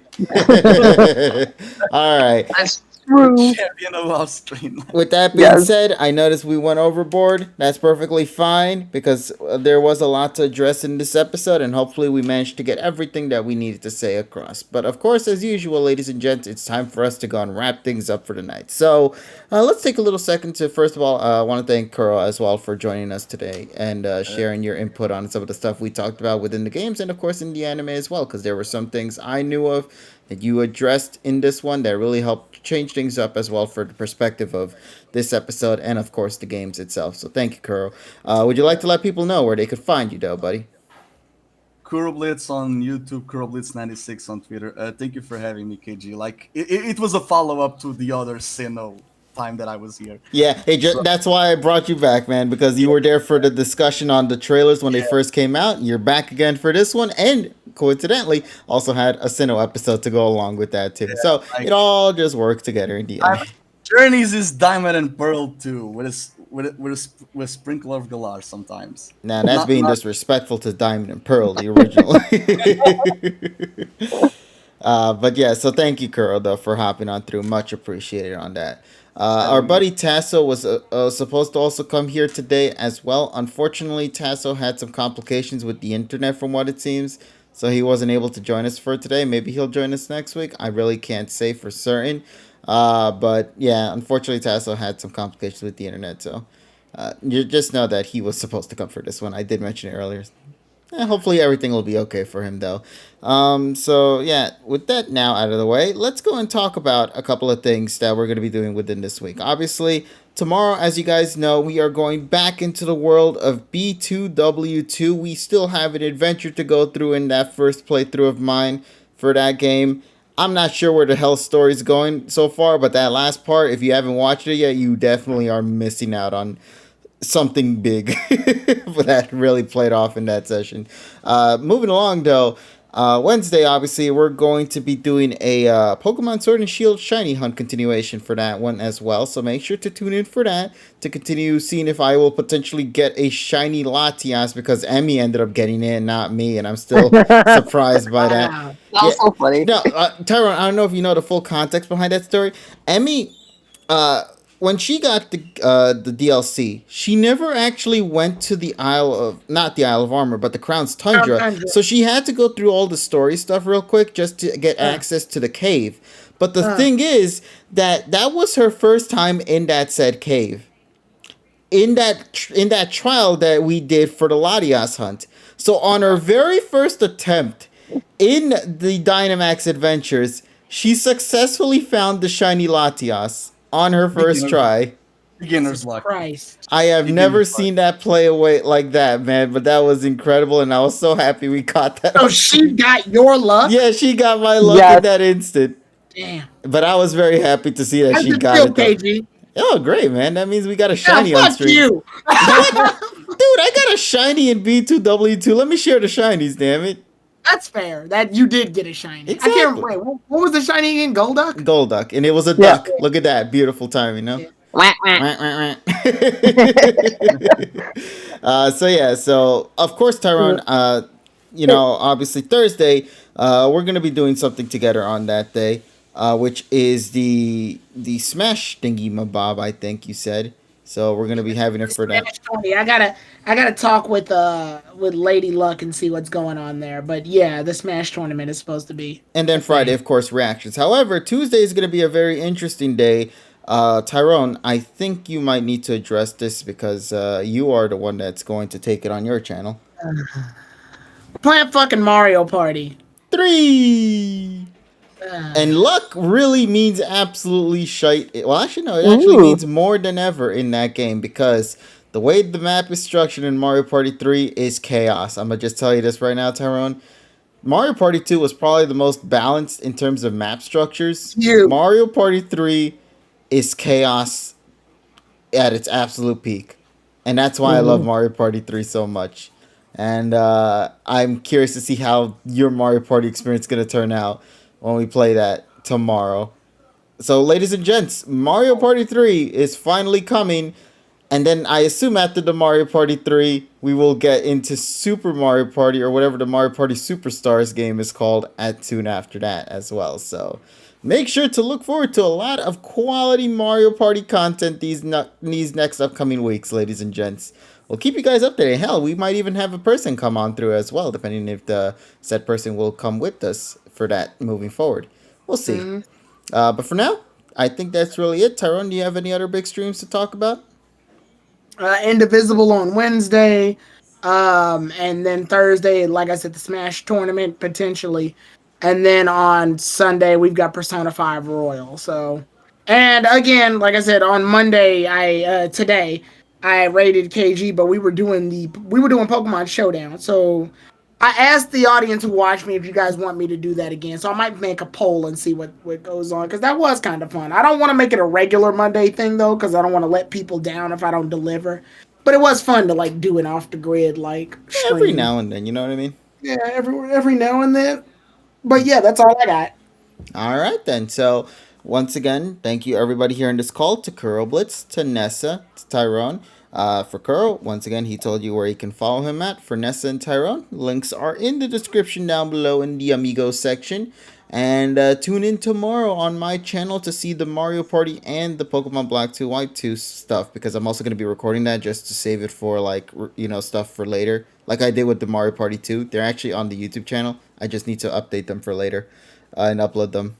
But yeah, so Tyrone's channel will mainly be the full-on Mario Party 3 experience. I'm just only going to use it for recording purposes, so just keep that in mind, chat, on that bit there. And then, of course, the Black 2 White 2 continuation. I don't know if we'll complete the game tomorrow. I highly doubt it, but... It's a post game, so no, you're not no, completely. I meant the main storyline, at least. Oh yeah. I don't think we will, but I hope you guys still look forward to it. So, yeah. Until then, everybody, thanks again for tuning in for tonight's session of the pod. We hope you guys enjoyed. And if you did, make sure to follow us here on this platform if you have yet to do so. Subscribe to the channel if you wish to support in any way, shape, or form. And last but not least, as TSS would always say, wash your goddamn hands. So, we'll talk with all of you guys later in whatever video we make. Take care, everybody. And as always, have yourselves an awesome day. Bye, everybody. Bye. Bye.